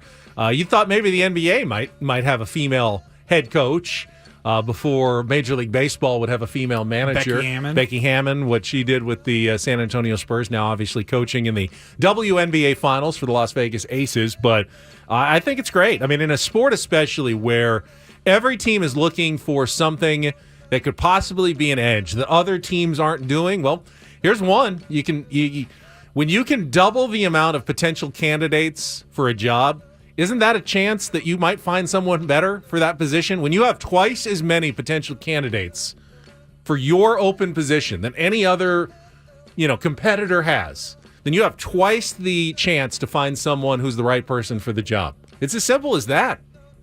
You have twice the chance of finding the right person for that job. Yeah, and you're like Matt says in the chat, you want the best option available. And I don't look at it as some sort of like woke hire or anything like that. I just would think, hey man, she's here already. The guys know her, they respect her, she works well with them. They're not gonna interview somebody, whether it's a man or a woman, that doesn't work well with the people that she's already around, because they're not turning over the whole roster, right? And yeah, you know what? Would it be weird for all of us to sit and watch her chew, Joey Bart out for missing a sign? Yes, it'd be weird because we've never seen it before. Really? We've never seen a woman yelling at a guy before. Never in my house. Never. So they seem to hold their own. In my experience, when they get mad, they can hold their own in an argument with any dude. My wife is promise you. When she gets mad, it is the most terrifying scene that you've ever. Hey, maybe umpires will be like, I really don't want to make a bad call against this team. I would love to see her. I do not want to get into that argument. Kicking the dirt, the whole bit. Quite frankly, if I'm Bob Melvin should tell Doug Eddings that he's an idiot, just like his father. That's exactly right. That's exactly right. So I think I think it's really cool. Good for them. I hope she gets a gig somewhere. But yeah, it's we're still way far behind where we need to be. We are. So that's it. That's do this. I mean, that's a do this for them interviewing her on a Monday. That was Don't Do This with Ben and Woods on 97.3 The Fan. If you've got some thoughts, you can join us. Our phones are open right now, 833-288-0973. I can update you on that Kim Ng news as well out of Miami. There's an update to it There as well. is already an update to that. We will get to that coming up next with Ben and Woods on San Diego's #1 sports station, 97.3 The Fan.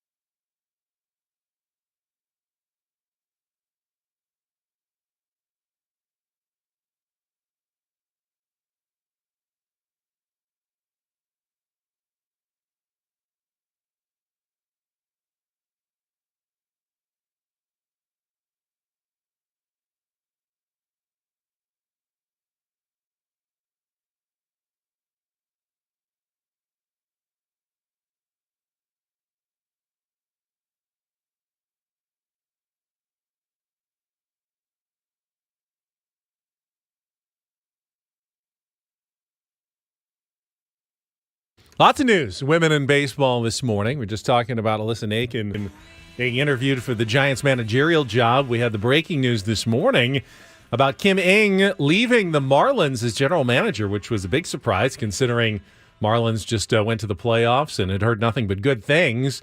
Woodsy, you have an update on that story for us. Friend of the program, Tyler Kepner, spoke to Kim this morning and says this.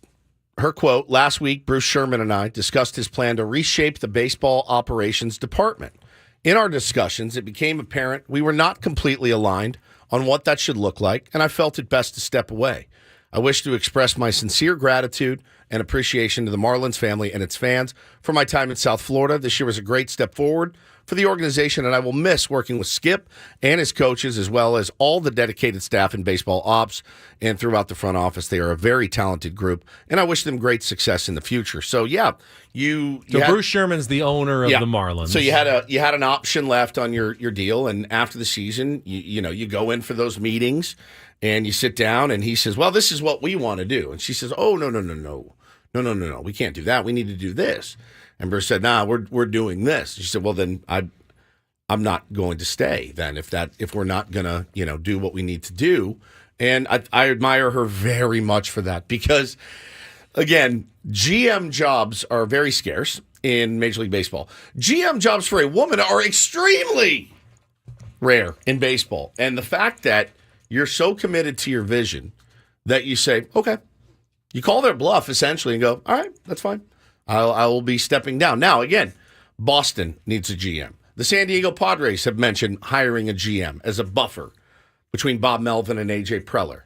I would sign up for her today. The Mets need a GM. The Mets need a GM. I mean, there's big names out there. I've got to think that at the very least, before she made that decision, there was some feelers put out about some interest. Because as you said, it's very hard to get a general manager's job in Major League Baseball. Very hard. Even harder for a woman.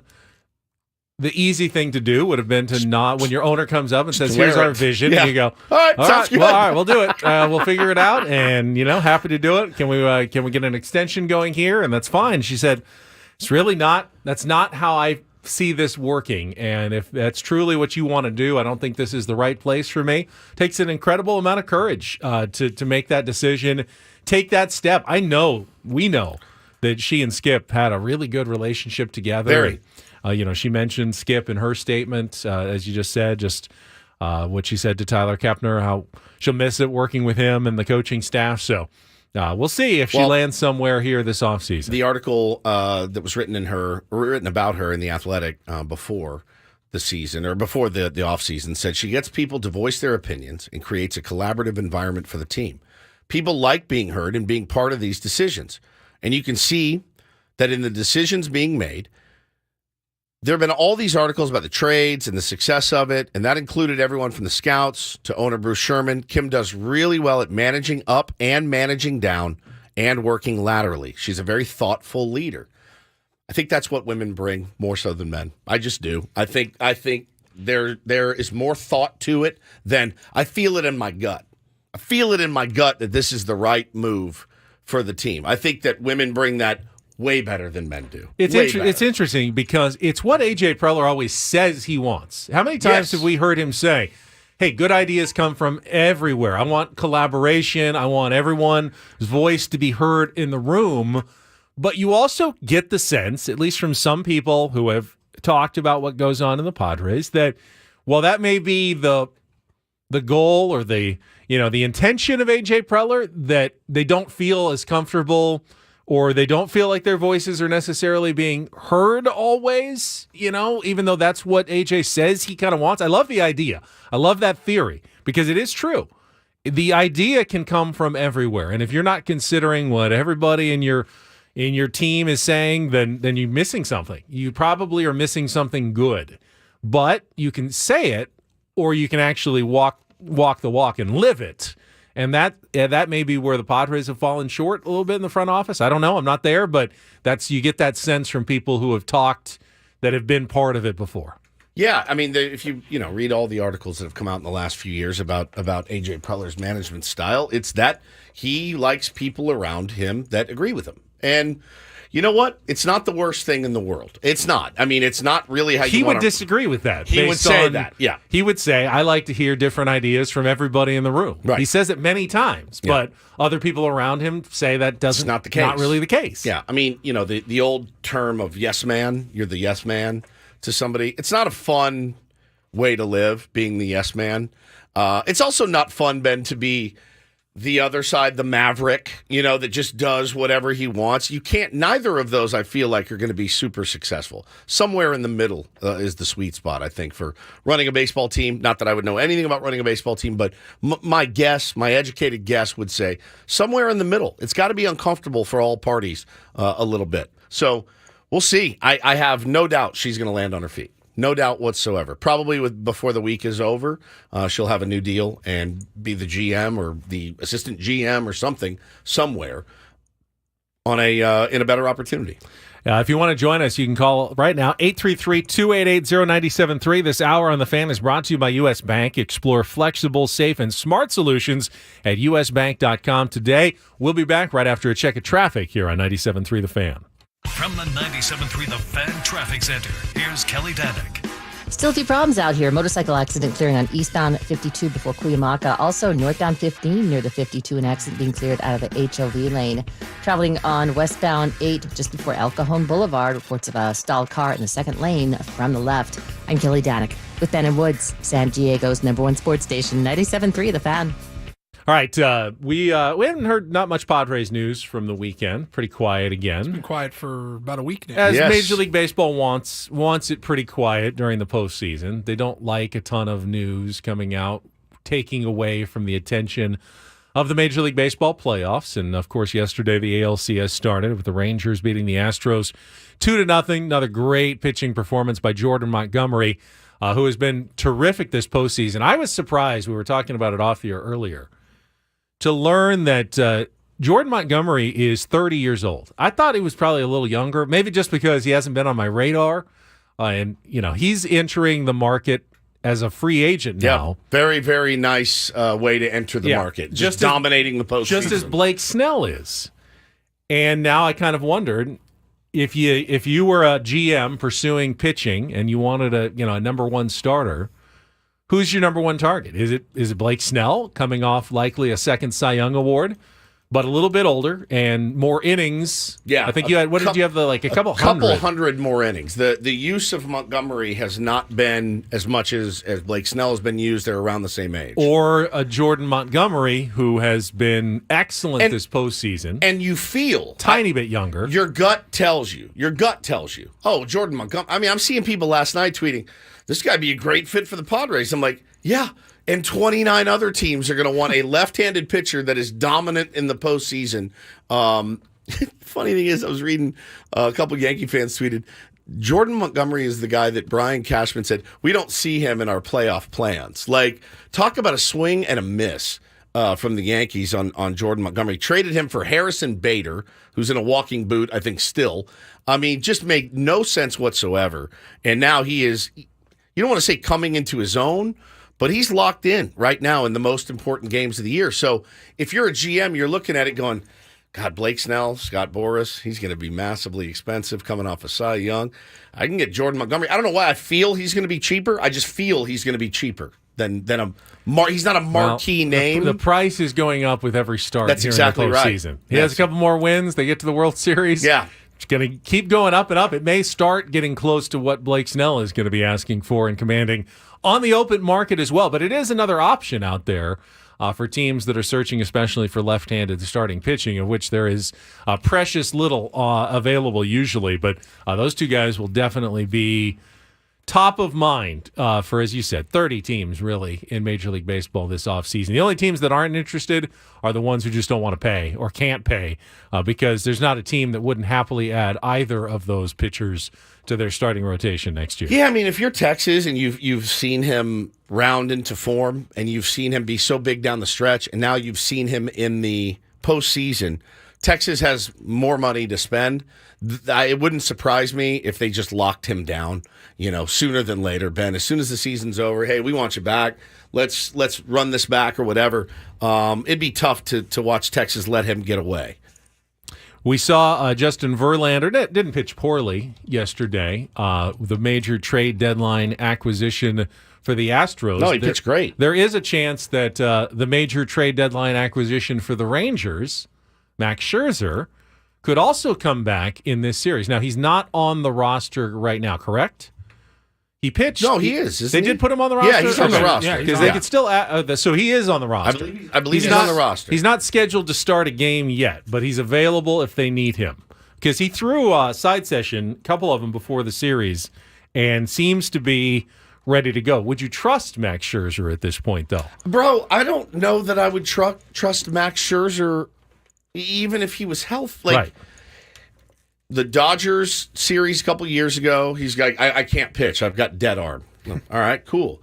Last year, got lit up for the Mets. He'll watch him go out and throw lights out, 7 innings, 2-hit ball. I'm not as sold on Max Scherzer today as I was Max Scherzer 5 years ago. It's a nice arm to have, and he's going to compete, but I don't think he puts the fear of God into the Astros at all. Do you? I don't think so. I honestly, it's like you said, the Rangers, everything has been going so well for them.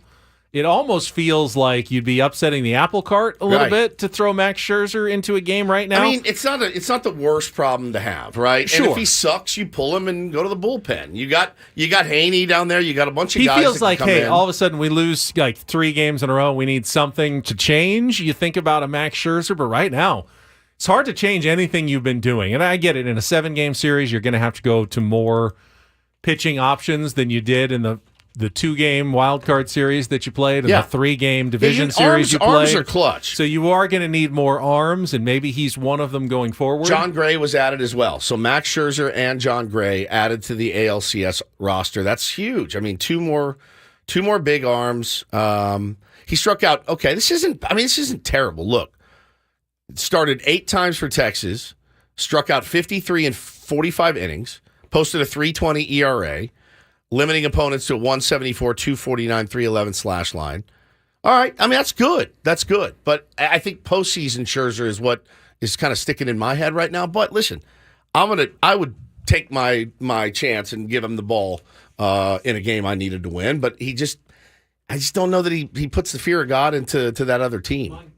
Montgomery could come back on regular rest in Game 5, which would be on Friday. So, Evaldi's going tonight, then a day off tomorrow. So you will need starters in Game 3 and 4 for the Texas Rangers. They have not officially named anyone for those games yet. So we'll see what Bruce Bochy ends up doing. I mean, it's Boch. I don't think that necessarily means he's got to go with a veteran in those spots, but he probably... There'll be at least part of him that wants to trust a veteran in those situations coming back home for those games. He's probably going to start Game 3. That would be Wednesday night. I would guess. In front of the home crowd. Probably Game 3. All right. We will see what happens. All right, we are done with 2 hours already on Ben and Woods. We'll come back, reset everything. Woods is back from Las Vegas. He had some stories to tell earlier in the show. Get back to all of that coming up next on San Diego's #1 sports station, 97.3 The Fan.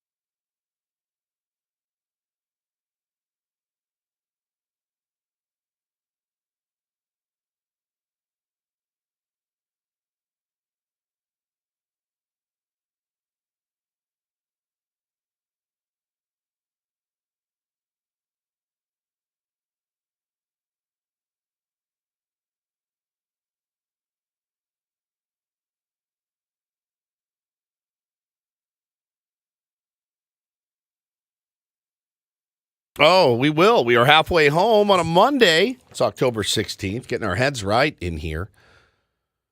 Gearing up for a busy week. It's a very busy week for me.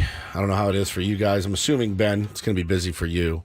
We've got early school dismissal this week. Really? Yeah. Parent-teacher conferences? Yes. Ah, yes. So, my wife hit me with that this morning on the way out the door. By the way, goes out at 12:45 every day this week. I go, oh, okay. I love it. You should really be thankful to schools for taking care of your children for as long as they do a day. It's very difficult to have little children, and especially little children that are as moody as mine. They are very moody turds. And so today... Is that what the teacher is going to say at your parent-teacher conference as He's well? a good BSer, though. So he really, he's like his old man. He'll hit his in like 8th grade when he like starts smoking cigarettes and stealing our liquor and stuff. You know that's coming. But for now, he's still like afraid of teachers and he doesn't want to get in trouble. So that's good. I was that way too. And then I wasn't. But yeah, that's going to be this week. So every day I got to get out of here. I'll have about an hour and a half to myself. And then it's full dad mode. Going to spend the day with him, playing baseball, doing some stuff. Got some early baseball on today, yeah? The first game. 1:37 is game 2 of the ALCS. Times out perfectly. And then 5:07 yeah. for game 1 of the NLCS, opposite of Monday Night Football. So a very busy sports Monday today. That's fantastic. We need it. We need the content, certainly. But I'm Woodsy. That's Paul Reindl. It's our executive producer. Ben Higgins, your friendly neighborhood sports anchor, is here as well. Happy National Feral Cat Day to you, Woods. Thank you. Oh, for you, happy World Allergy Awareness Day. I am aware of my allergies. How bad are your allergies now? They've been okay. Not bad. What are you allergic to? Pollen. Okay. Grasses of sorts, mostly environmental allergies. I'm not allergic to any different strains of marijuana? Maybe. Grasses? Perhaps, yeah. But no foods or pharmaceuticals, I don't believe. When the doctor asks, are you allergic to any medicines, I always say no. I almost made my wife pee her pants with a story I told about Ben Higgins that happened before the show last week. And I didn't tell it on the air because we had a direction we were going. And I said, store that nugget. And I told her about it. And she almost fell down laughing. Do you remember this, Paul? I'm trying to figure out what you're talking about. We are about to crank the show up. Ben had done something the day before. You had hurt your back. Right. Playing golf, maybe? What was it? I think it was it when I was driving all the way back from... I was driving back from L.A. UCLA. Then you had your trainer, and she jacked your back Very up a little sore, bit. Yeah. So he sits down. It's 5:58. The cameras are on. We're about ready to go. And he was like, I really wrenched my back. It really hurts. And he said, I took a couple Advil, though. And I said, oh, okay. I'm not kidding you. Did you miss this, Paul? He looks at me. He goes, ooh, I can feel those Advil kicking in. I said, you what? Can you not feel Advil kicking in? I can't feel Advil kicking in. I can feel it kicking in. And he gave me like the, ooh. Like when the mushrooms hit. Yeah. He's like, ooh. Yeah, I think oh, God. ALCS and Advil. Hannah was dying. She was crying, laughing. I go, this is our beloved Ben. I can feel these Advil. 2 Advil you took. Yeah. I can feel these Advil kicking in. Oh. Wouldn't you love to be me and have kind of such an unbelievable effect that everything you take, you can just you feel it right? He takes a corner of an edible. It's like 10 minutes, you absolutely feel everything. That's why I'm very careful with what I actually take. It's amazing to me. I can feel. He almost died from an ALCS. I can feel these Advil kicking in. And I said, oh my God, that's the best thing I've ever heard. She laughed so hard. She's like, he is so sweet and innocent. I said, that he is. That he is. So, it's World Spine Day. So that's, in fact, I had the engineers move my microphone so I can stand occasionally during the show. So you can see Freaks that me on out a little bit, but it's okay. Very weird. Yeah. You did this all Friday. So, we were working on that throughout the show. And now here I am, standing, lording over you, doing the show. It's very odd. And it's also... We're making a phone call right now. Hang on. Okay. Just going to do it live. We're doing it live. Well, hello. Hey. Hello, Adam. Good morning, Adam Klug. You're live on the radio. Don't curse. Good morning, everybody. Good morning, San Diego. Good morning to you, Adam. Sorry about your Braves, number one. Not really, though. But number 2. And your Falcons. And your Falcons. I don't know if they won or lost. And your Hawks. I have no idea how they're going to be. I don't know. But today is National Bosses Day. And so we wanted to call you live on the air and wish you a very happy National Bosses Day. That's very kind of you, and I certainly appreciate the picture you guys are using on the YouTube stream. Oh, I didn't see it. I haven't seen it yet. Paulie must have put one up. That was Ben. I have not seen it yet. Oh, there he is. Yeah, with the hair. That's Oh, awesome. yeah, there he is. There's our boss, Adam Klug. He's on our hotline right now. And our I will, Ben and Woods hotline. I will say this. Adam's management style is a lot like Kim Ng's, right? He does want collaboration. He doesn't really lord over us, kind of lets us do what we want, like call him live on the air, things like that. So we really appreciate you as a boss. We've had some bad ones before, and it's nice to have a good one. I appreciate that. It's very kind of you. Can I ask a question while I have you guys? Shoot. Your day. I heard you guys talking about it earlier with the Survivor pool, and I couldn't help but wonder what everybody was rooting for last night. Were you rooting for the Bills to lose? And if that had happened, do we all split up Woodsy's money 3 ways? Yes, we all whack up by $50. Yeah, that's exactly right. If everybody goes out, I think we just take Woods' money and we split each it get up. $17. Well, one of us gets $16, the other 2 get $17 at the end. But you guys all won. I'm out. So somebody just let me know who I need to pay and when. But no, we love you. We appreciate you. Thanks for having us. Thanks for extending us.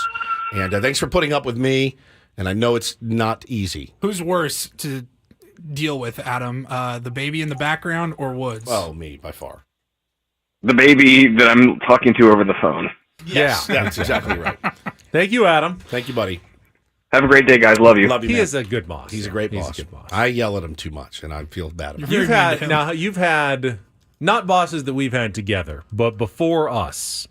Any boss stories from Woods, the inspirational poster salesman or the radio sales cocaine guy? addict, I think. Yeah, I've had several of those. I've had some decent bosses. One, I quit my job. I walked out of a job one time. And it was a good job, and I made a lot of money at that job, suit and tie job. And he had just pushed me. Yeah, he's a little guy. He's about 5'3", and he had that Napoleon type of situation. And I was kicking ass, man. I really was. And I had saved a bunch of money, and I'd just gotten a big fat paycheck, and I just hit my end of my rope. And we were there one day, and our team was behind for the month on number of meetings and contracts closed. So it was my idea. I said to the team, hey, we should all work through lunch and good eye wash for the bosses. So I'm walking around with a pen and a paper, and I'm taking my buddies, our whole team's lunch orders, and I'm going to handle it, right? Class move. And I overhear this guy from his cube go, is that mother effer going to do 1 ounce of work today? And he was talking about me, and I looked at him. I popped my head over. I go, excuse me? And he, all flustered. I go, actually, I'm not going to do any more ounces of work today. And I grabbed my key card, I grabbed my bag, and I walked out the door. And I never went back. And I was... Should have left your key card and then walked out Or the grabbed door. my car keys. Grabbed my car keys, grabbed my wallet, and said, no, actually, I'm not. And I walked out the door. He and I are friendly to this day, but it was... he got in trouble because they lost a really valuable team member. But I just hit my limit, and I was like, I'm good. I can survive till I find something else. And but he was not a good boss. He was thrust into leadership and had no idea how to manage people at all. But it was a scary proposition. Have you ever been a boss? Yeah. I managed a team of women, actually, and did really well. We had a really, really good, strong team. It's hard. It's hard to do. There's no doubt. Being a manager is really, really tough. And you have to deal with all kinds of people's feelings, and I'm a little more direct and to the point, but I want everybody to also be happy, and I know that's not the case, and it's hard. Have you ever been a boss? I've never really been a boss. Technically I'm sports director, right, but I don't really direct anyone at the television station. I don't have a team under me. I work with Steve, and we're basically the sports department together, but I don't necessarily manage him. He kind of manages himself just like I do myself. I think I need to say I've got good bosses at Channel 10 as well.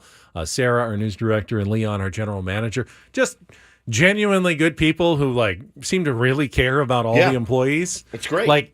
It almost feels like the focus is more about just caring about all the employees than anything else, which is a really nice place to work, which is kind of really fun. Like they spend so much time culture and just making sure that the environment is right for everybody. It can be difficult, you can imagine, just day in and day out, those challenges that come with it. But it's tough, man. Being a manager is really, really hard. I mean, I manage my kids, and that's I manage a T-ball team, and that's ridiculously hard because they're psychotic, all of them. But and that's you're getting maximum productivity out of them. I do. Yeah. Okay, good. Game days, I get maximum. Practice is a little different story, but no, man, we're really lucky to have Adam here, and so is Odyssey. They're really lucky to have him. So happy Bosses Day to all of the bosses out there. You think Adam would be open to adding a mind to the operation if Odyssey could hire Kim Ng?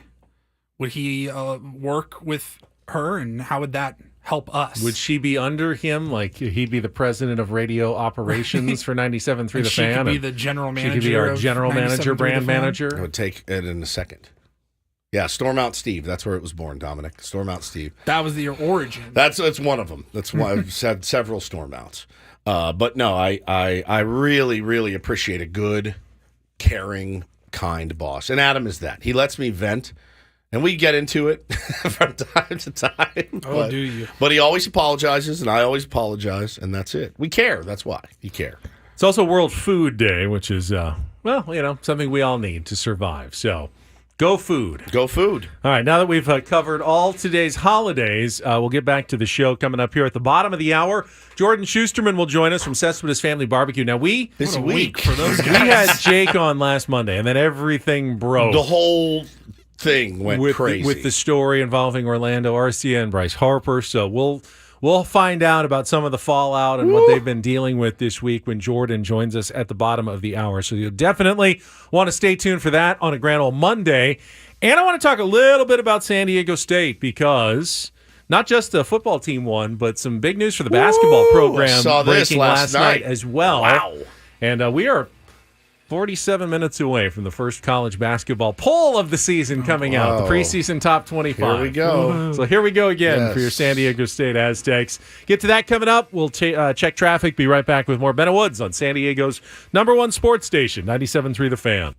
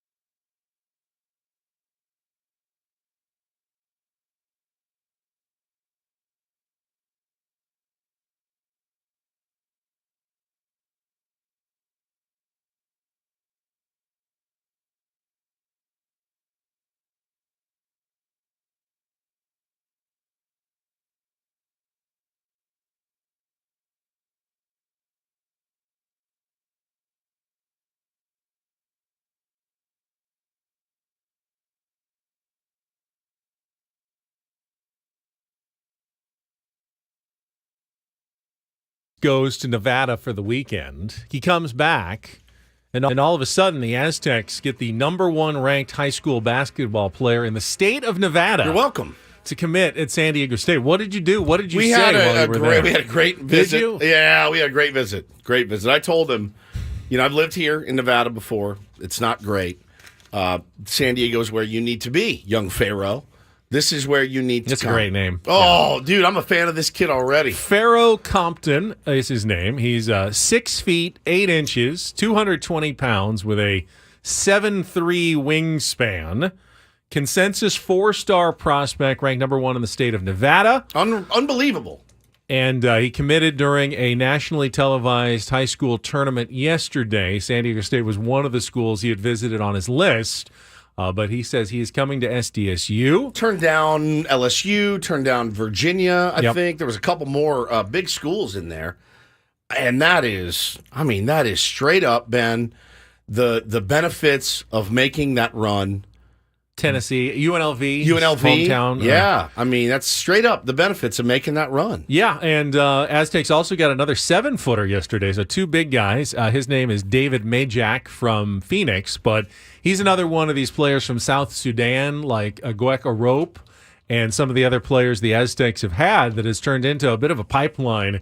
It's going to be a shot blocker. Might be a redshirt candidate for next year, but Aztecs, now that Nathan Mensah was gone, in need of some bigger players, and now they've got a couple of them, top ones that have committed, giving them some size going forward at San Diego State. So, yeah, Brian Dutcher capitalizing on the run to the Final Four with some upgrades in recruiting. Now, Pharaoh Compton, his roommate from his high school team, is already committed. Taj Diggerville, a 6'5" wing, committed back in June. So I think that probably helped, knowing he's already got a friend on the team, and they're going to kind of come together, package deal. But a really good recruiting class for San Diego State. You would expect, to the winner goes the spoils, and in recruiting, high-profile games in the NCAA tournament, gold for Brian Dutcher and his coaching staff to get, more exposure. And, you saw the stories. They were at the Final Four. Dutch was like calling, hey, I'm on the team bus on the way to the Final Four. Yeah. We want you to come to San Diego State. That's a pretty good sell job right there that other coaches can't do that. About as hard as a coach can flex. Well, and, the other thing, too, is it's all cyclical, right? So credit to Brian Dutcher for recruiting when his program wasn't right. That's a good point. He still did a great job at recruiting, finding diamonds in the rough, getting guys to come here and commit and stay, right? And now, not that it's ever really easy, because now you're up 4-star prospects. It's hard to get those guys to commit. The fine line, though, is you don't want to completely change the kind of players you're recruiting, because you've had success with the kind of players you're recruiting, like defense first, team guys, guys who are willing to do whatever it takes on the floor to keep the Aztecs as, a top defensive team. And sometimes those 5-star type recruits, they're not those guys. They want to show off in one season their offensive skills so they can get drafted for the NBA. And they're phenomenal players, but are they San Diego State players? Now, you think about the players that San Diego State's had in the past, like Nathan Mensah, Skylar Spencer. Like, it's a different breed of basketball player to enjoy and want to play defense. Yes, I'm sure. Yeah. Defensive drills are the worst in practice, and to find guys like that's their MO, it's a perfect player for San Diego State. Now, Compton has some highlight dunks that are incredible. I watched a film going around of him last night, and I went, oh, wow. Okay, so he'll be ready next season? Yeah, he'll be a freshman next season. Probably will maybe get a chance to even play as a freshman, because he is known as a good defender as well. Defends multiple positions, and, so you can see that Dutch is not – he's not simply, hey, I see stars, let's get them. No, they still have to fit the model of the San Diego State basketball player. So it's it's trying to stay true to what got you there, but maybe at the same time upgrading a little more athleticism and talent even on your roster seems like a good way to go. So, 35 minutes, the first AP college basketball poll of the year will come out. You'll be disappointed. Doesn't mean – I don't know. I'm not – see, now – is this the big one, the AP? That's the one? Yeah, that's the main one. I don't know that I'll be disappointed, because I feel like this might be the one time that San Diego State actually gets a little extra bump. I mean, they just were in the national championship But game. there was that fresh in the they got. What was the poll that came out that ESPN's too early top 25? You lost your mind. They just dropped him from 12 to 18 for no reason. I thought 12 was a little too high. I'm looking for the Aztecs to be somewhere between 15 and 20 to start the season. That's a good, sweet spot. I don't necessarily want them higher No, than that. you really don't. I don't want the pressure of being like a top 10 team right out of the gate. But I also think, hey, so many times the Aztecs have been overlooked at the start of the season, and they had to go 6-0 before they even got a sniff in the top 25. Right. How about let's start there this year and see where they go. So yeah, I'm looking for like a 17, 18, 19 kind of ranking. Okay. We'll find out before the end of the show. That's what I told you. This morning where they check in. Set your expectations low. Yeah. Anything higher is a nice surprise. Now, if they aren't in the top 25, I will be hopping mad. As you should. Okay, come on. They made it to the championship game. Do you get no credit for anything? Well, it all depends not like on. they lost every player. Right. I was going to say it all depends on who you're bringing back. It does, but and they're bringing back a few of those guys. So. And they're bringing back the guy that nationally got the most attention because of the shot, Lamont Butler. Everyone knows he's back. He's a great defender. Preseason all-conference in the Mountain West. I feel like just that is going to give them enough. They got Jaden Ledee is back as well. They've got some, they got Darian Trammell is back. I mean, a lot of guys you saw in the tournament are back. They look at the line and they go, oh, I saw that guy. Oh, he made some big shots in the tournament. Oh, I saw that guy. He was good in the tournament. That's going to give them enough credit, I think, to be a top 20 team when the poll comes out today. All right, we're going to hold you to it. Yeah. Aztecs football team also got to win. Got to stay up late to watch that one. I think it ended at about 11:25 on Saturday night in Honolulu. Beat Hawaii. Wasn't how are they this year? Bad. They're 2-5. The Aztecs are now 3-4. But after losing 4 in a row, you're not turning down any wins if you're Brady Hoke. Fair. It wasn't the. I mean, they had 4 interceptions, I think, or 4 turnovers that they capitalized on. Had they not won the turnover battle that overwhelmingly, could have easily been a loss for San Diego State, which is kind of scary because Hawaii is not a very good team. But then again, it's not easy to travel into the middle of the Pacific Ocean and win a game. So they get that one. Now they come home. They got winless Nevada this week at Snapdragon Stadium. You have to win that one. And if you do, you're back to 4-4. And you're kind of back on your way to at least qualifying for a bowl game this season. I know we've Brady talked about how that hardly seems to should be the standard for the program is 6 wins and just getting to a bowl game, but it's better than not getting to a bowl game. Yeah, I suppose. I mean, unless you want a new head coach. Which you keep hearing those whispers, but at the same time, well, the buyout for him for Brady is too big. It's too much. Sounds like it's too much for the Aztecs to make any changes. You're just stuck. Probably J.D. Wicker was as happy as anyone to see that win because if they had lost, the calls outcry, from the alums would have gotten louder and louder to the point where at some point you can't just ignore what all your donors and alums are saying if they wanted to change. I saw one of the Aztecs fans I follow on X did like a poll. It's like 80% wanted Brady Hoke gone. Yeah. And then it's not scientific. After the win? But no, before the win. I don't know how big that changes with one victory at Hawaii, but certainly the state of the football program is not what anyone hoped it would be at this point. Well, and I also think, with basketball season right around the corner, I think the attention and focus is going to shift massively to the basketball team. Because they legitimately have a shot. It's a basketball school. It's okay to be a basketball Dutch says, we're a Power 5 program. We may not be in a Power 5 conference, but I consider us a Power 5 basketball program. I saw his quote last week. It was interesting stuff. So, no, I mean, I'm excited. I'm such a casual basketball guy, and I'm excited to see what they can do again this year. Try to run it back. I mean, it's going to be tough to top what you did last year. That was magical. So much fun watching those games. Had a blast. And it's going to be tough to get back there. Don't forget to take down the number 1 team in the Sweet 16. Bro, it was unbelievable. And then you're trying not to get ahead of yourself, but you're like, bro, Creighton and FAU, that's our trip to the Final Four. That's it. I mean, everything broke the Aztecs' way last year. After they beat Alabama, I was like, sky's the limit. Yeah. And it was just so cool to watch that. So, I think I don't blame you if you're not super fired up about Aztecs football. It's not something to be super fired up about at this point. Doesn't mean it can't be someday. And it doesn't mean Brady Hoke isn't the coach to do it. You got to recruit players. You got to figure out a way to get some dynamic players. I think you in get here. Brady Coach in here. Get Brady Coach in That here. would He's be- much better. It's in his name. Brady Coach. Give Coach Quintero a shot. It's right in his name. I mean, right this in his guy name. was born Coach Quintero. That's so right. you know Coach what he was going to Quintero. do. Yeah. All right, you can watch tonight's game, primetime NFL games, all available for free from Westwood One, live here on 97.3 The Fan and on the Odyssey app tonight. Listen to the Cowboys and Chargers Thursday, the Jaguars and Saints right here on 97.3 The Fan at 4:30, or simply download the Odyssey app and search for 97.3 The Fan at kickoff. We'll come back. It's a grand old Monday. Jordan Shusterman from Cespedes Family Barbecue will be with us to talk MLB playoffs, the breaking news this morning, Kim Ng, and then everything that went on with those guys and Jake Mintz last week. Should be a good one with Jordan. Coming up next I've been waiting for this one. on San Diego's #1 sports station, 97.3 The Fan.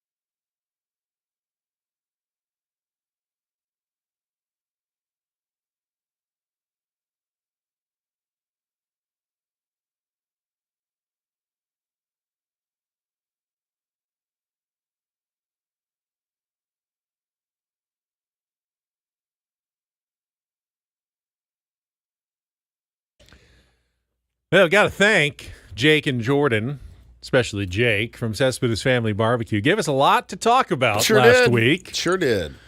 Involving the Phillies series and Bryce Harper and Orlando Arcia of the Braves. Now we've got the ALCS underway. The NLCS begins tonight in Philadelphia. And Jordan's going to join us to talk about everything on his regular Monday hit. We'll do that right after a check of traffic here on 97.3 The Fan. From the 97.3 The Fan Traffic Center, here's Kelly Danick. Got a crash on the northbound 5 coastline at Harbor Drive. That's been moved over to the right shoulder. Traveling on eastbound 56 just past Carmel Valley. Watch out for some large tire tread in lanes. I'm Kelly Danick with Ben and Wood, San Diego's #1 sports station, 97.3 The Fan. All right, let's go out to our hotline. We are joined right now by Jordan Shusterman, #1 Leody Taveras fan on 97.3 The Fan. Good morning, Jordan. Great to see you guys. You know, all season, as I have declared my fandom for random Padres left and right, I decided to keep the theme going because Leody Taveras, one of the few players left on the Rangers who AJ Preller had something to do with. So I wanted to shout him out. And also a massive game last night in Game 1. Did not know that. He looked fairly surprised when he hit that ball as far as he did off of Justin Verlander, and I think he surprised the hell out of Justin Verlander, too. Yeah. Tavares and Jose Leclerc, who's been with the Rangers for even longer. Those both guys, I know Preller was involved in signing both of them as amateurs out of the Dominican Republic. So obviously a lot has changed for the Rangers since Preller was last there. But I thought that connection was kind of cool because Tavares and Leclerc were two of the MVPs last night for Texas. It's always fun to see people that AJ Preller has touched in some way shine for other teams. As we did not make the playoffs. So always a fun treat for us, Jordan. But the question that's been on my mind for a week, #1, how is Jake doing? Why? Did something happen last week? I don't know. God. Yeah, no, it was good. It was he's good. All is well. It was nice to kind of put all of that behind us. Series was over. Could kind of just reset this weekend. Yeah, it was a very interesting experience. But obviously, as I think we all saw as the events unfolded over the span of last week, I think everyone in the people who do this job and know Jake know that he was literally doing that. He was doing his job well, and we ended up with a lot of interesting things to talk about. So while there were some unfortunate sequences of events along the way, I think we ended up in an okay place, and now we're excited to talk about what's happening on the field again, which was the real shame, because if anything, what was most disappointing about it, regardless of how it had to do with my friend, is the fact that we went from an all-time postseason game, which was that Game 2 victory by Atlanta, and then ended up talking about stuff that wasn't that. I thought that was extremely disappointing from the Braves' perspective. And then, of course, it's really all about Bryce Harper, whose birthday it is today. So happy birthday to Bryce. Happy birthday, 31. Bryce Harper. For anyone who missed it last week, happened to be on vacation, just to get you caught up to date, Jake from Cespedes Family Barbecue, writing for FoxSports.com, was the one who reported on Orlando Arcia, kind of saying attaboy. Poking fun, attaboy Harper, when Bryce made the base running mistake in the only game the Phillies have lost this postseason. And some people, Alana Rizzo, one of them, came and said, hey, that you're not supposed to do that. The Braves, Travis d'Arnaud, kind of said, hey, that's not supposed to get out. But you know what it reminded me of, Jordan? A little bit of when Fernando Tatis Jr. swung at a 3-0 pitch and got kind of raked over the coals for a second by the Texas manager and a couple of old school baseball people, and then everyone else jumped in and goes, wait, why are we complaining about this? And in the end, it ended up, I think, being a very positive thing for the sport, for Fernando Tatis Jr., and I think ultimately a very positive thing when you saw all the people coming to Jake's defense and saying how he's doing his job, this is the right thing, everyone saying this is how it goes. I kind of liked how it all turned out for you guys. Yeah, I agree with that. I mean, part of me is still laughing at it in retrospect because it's not like he's some hero. I know all these Phillies fans are like, oh, thank goodness. It's like, no, this is about Bryce Harper. This is about the Phillies being in the Braves' heads from the beginning of the series, right? I mean, it was pretty clear the degree to which they kind of collapsed, especially offensively, that they were just not up for it. And I guess the RCS stuff clearly added some level to it. But no, I mean, like we said, he was quite literally just doing his job. And I think that if anything, it did produce a lot of, regardless of how it was people defending Jake, which he deserved, but just the discourse around like, what is the purpose of being in the locker room and telling the stories and making these sports stories more interesting, right? Like, but Jake didn't do that. Like Orlando Arcia did, and that was his right. And there was a way he could have handled it that would have kept the whole story moving along. He could have said, yeah, I said it, and he's great, and we just had an amazing win, and I was really excited, and now we move on. Yeah. But that is not the tack that they went. The narratives, talking to our pal Jordan Shusterman from Cespedes Family Barbecue here on a grand old Monday on Ben and Woods. The narratives this postseason have been tough. They've been tough to deal with, to swallow, as far as, the layoffs and the format. And then, this clubhouse is sacred and this and that. From my perspective, as somebody that's never played the game at that level, all it sounds like to me is pretty pathetic excuse making. That's all it sounds 100%. Like to me. 100%. And I think when I do always appreciate when a manager or a player says, it's on me, I didn't get the job done. What do you say to that? It's the best answer. There is nothing you can say to that manager or player to follow up even. It's on me. I effed this up. It's my fault. Mm-hmm.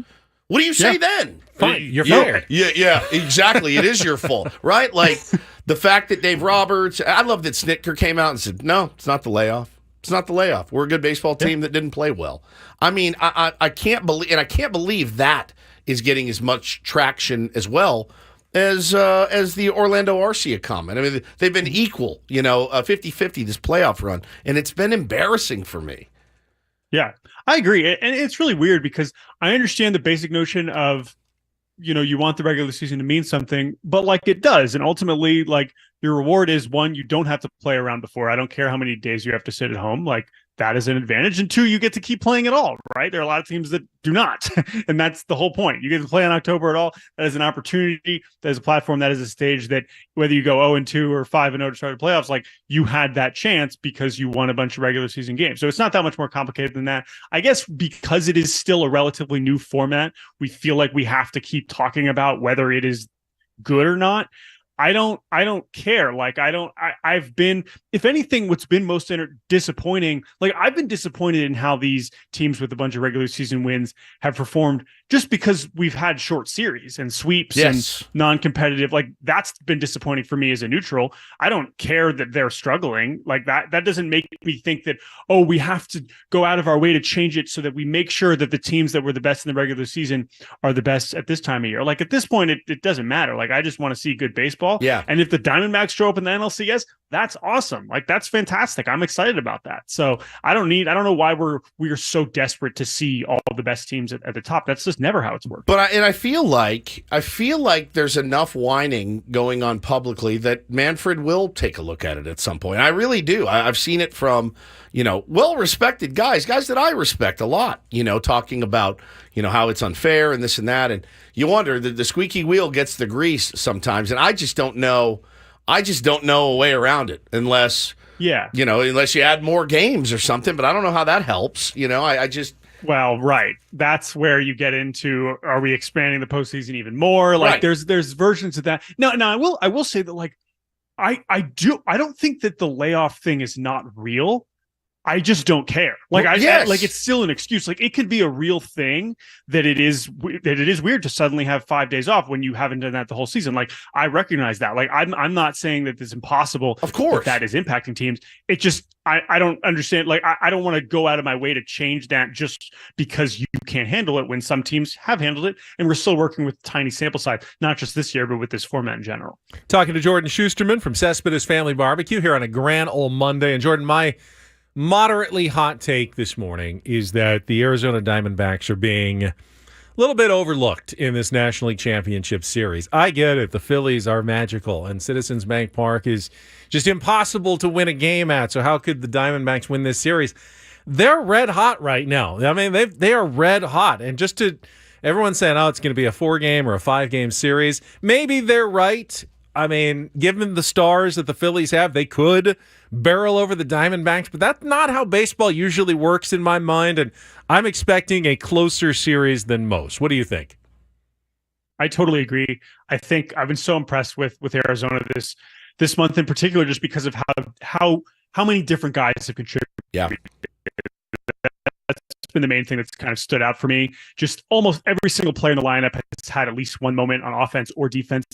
And then the bullpen too, right? Like these are guys that rightfully were sort of doubted coming into the postseason, but them and Texas, those guys have generally showed up, and the Arizona bullpen is far more anonymous than what we're seeing in Texas. So it's very, very impressive. So I totally agree with you. I think I picked on the preview we recorded this morning, the podcast, I picked Phillies in 7 because I do think that the D-backs have a real shot here. And I think the other interesting element of this too is the Phillies are no longer, not that they were even that big of an underdog last round, but now it's not even close, right?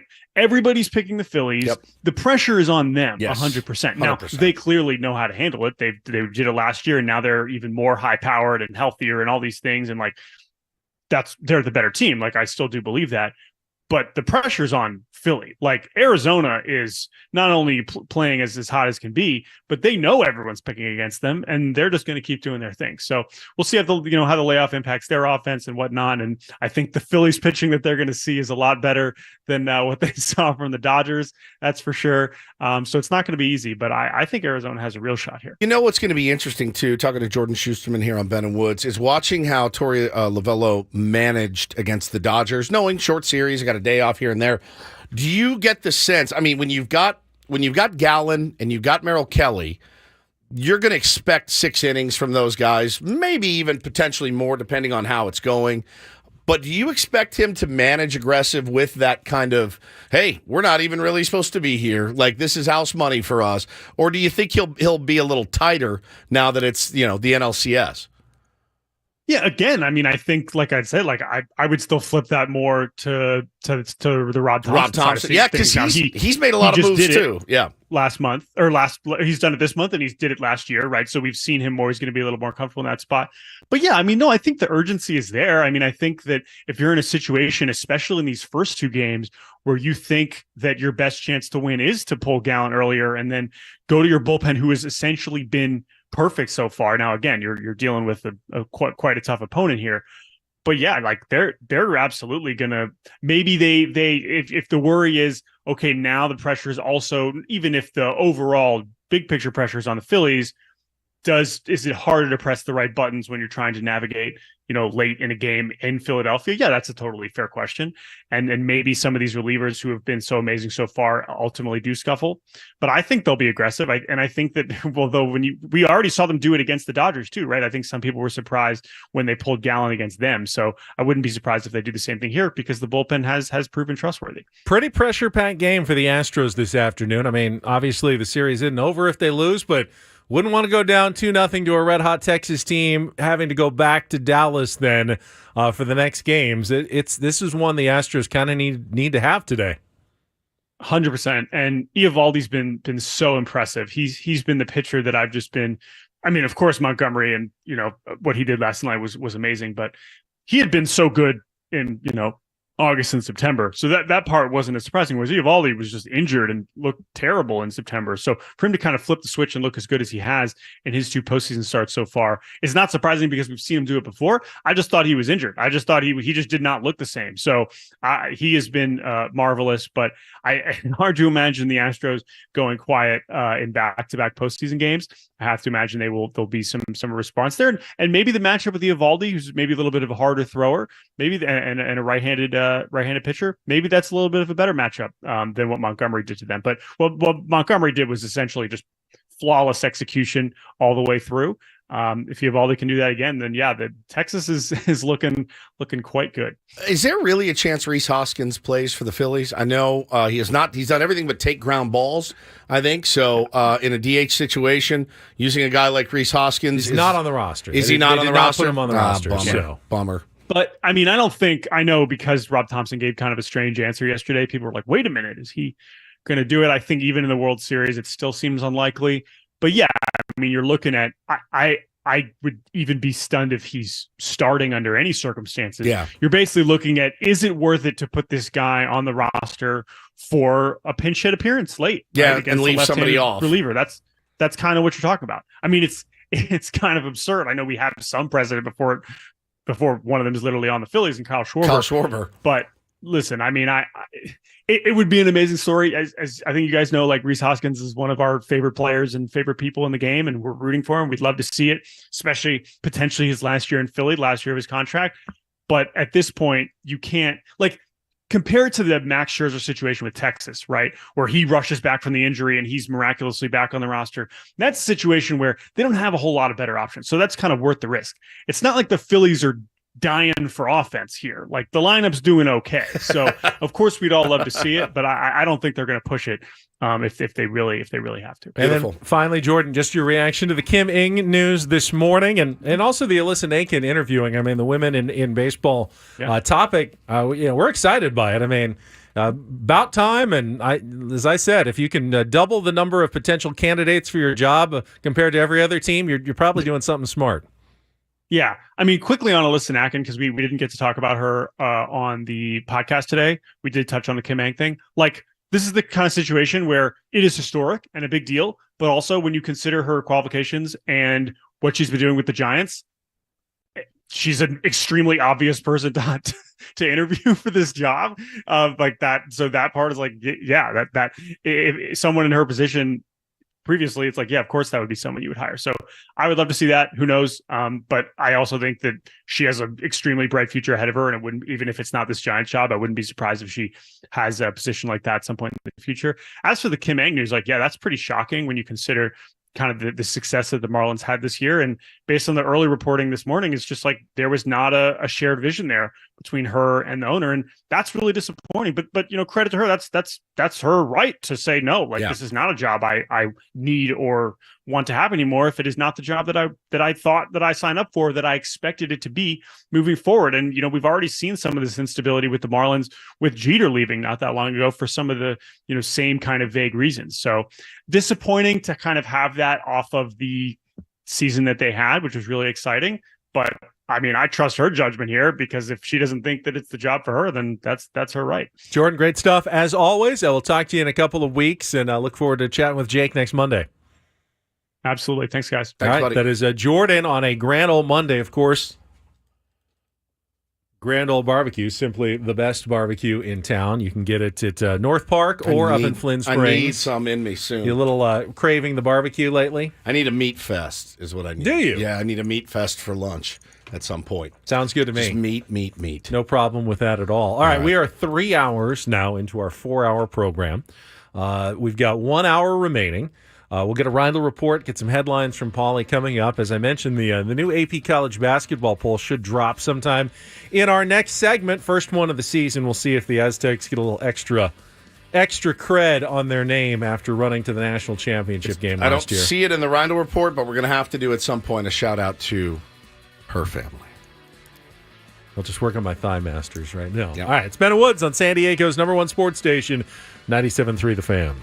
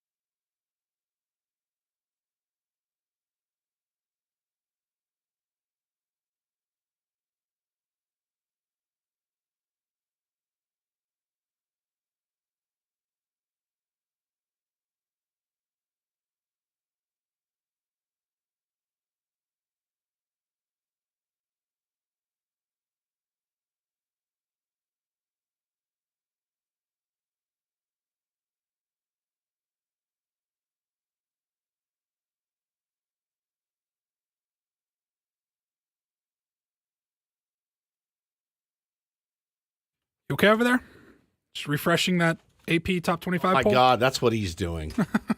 I what am. you're doing. I was. We still have a show to Seeing if do. it was Let's just dropping wait. right at 9 o'clock. Just checking. Let's just Let's just be quiet. All right, let's be quiet until it comes out. Well, sometimes it doesn't come out until like 9:12. Well, so you wanted it. 12 minutes of dead 12 air is minutes of probably not silence. the greatest. I thought maybe the first one they'd be ready to drop it like at the tick of 9 o'clock. Like they'd just go right out at 9 o'clock and tweet it all out. But apparently we're going to have to wait a few more minutes. So I will just stand by. So you're definitely going to be paying in rapt attention to the Reindl Report. I will be, as always.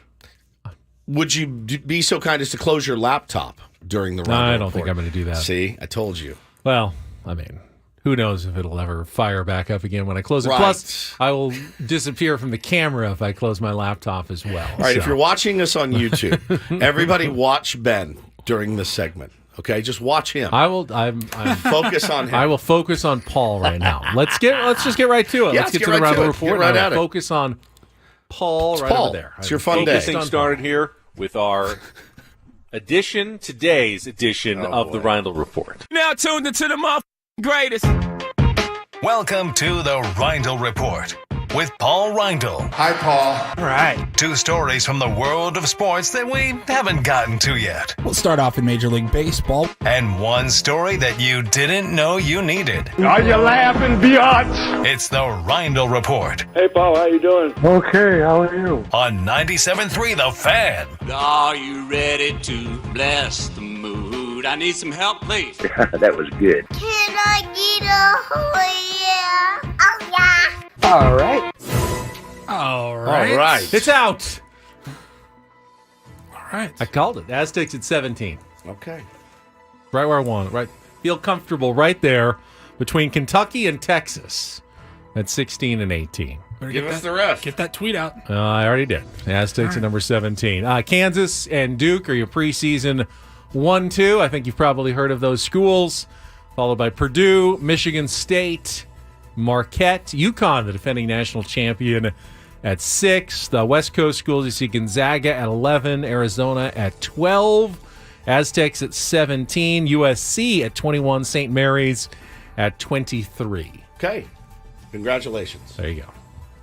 You got your tweet out. I did. Okay. Aztecs at number 17. We're good to go. Paulie, you Thank have my God. undivided attention, as always, on another award-winning edition of the Reindl Report. Thank you. All Which right. award did I win? Where are we starting? Best Let's Reindl start- Report of the year. Let's start in the NFL. Not a lot of great games yesterday. Some upsets for sure. We didn't talk much about the Lions and the Bucks, which several weeks ago probably wouldn't have had that as one of the better matchups of the day. Yeah, But good point. 3-1 Tampa Bay team surprising people, and Yes. a 4-1 Detroit team. This one was all Detroit yesterday. They moved to 5-1 on the season after they beat the Bucks 20-6, and we're highlighting them because of our beloved Dan Campbell. Video going around, his post-game locker haven't heard it room yet. speech. Yes. Pulled about 30 seconds here, and it is fantastic. I got a couple of things for you. Look what I got in my back pocket. Everybody see what that is? Is that a I think that's a $5. $5 bill. I got something else here. It's f***ing $5. $5, gentlemen. That's an outstanding job. All right, I got a couple of game balls here now. All right, defense, don't get pissed at me because it's none of you guys because all of you play so damn good. I mean, our defense is f***ing outstanding, gentlemen. It has been for a long time. It's outstanding. You hold somebody to 6 points in this league? Holy crap, guys. That's what I'm talking about.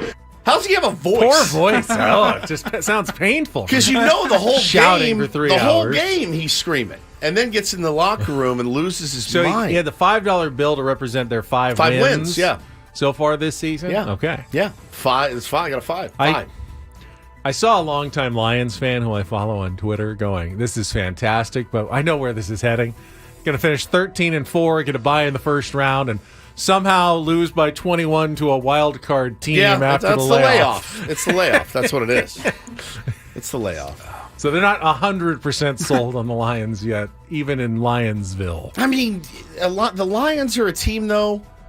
If they make the playoffs and you're a Lions fan, it's just not. It's like the Padres. It's not something you've seen a ton of. You don't. Right. True. You don't look a gift horse in the mouth. You know. We were in. Okay, great. Great. Fantastic. So I think, expectations. I mean, the Eagles obviously are flawed.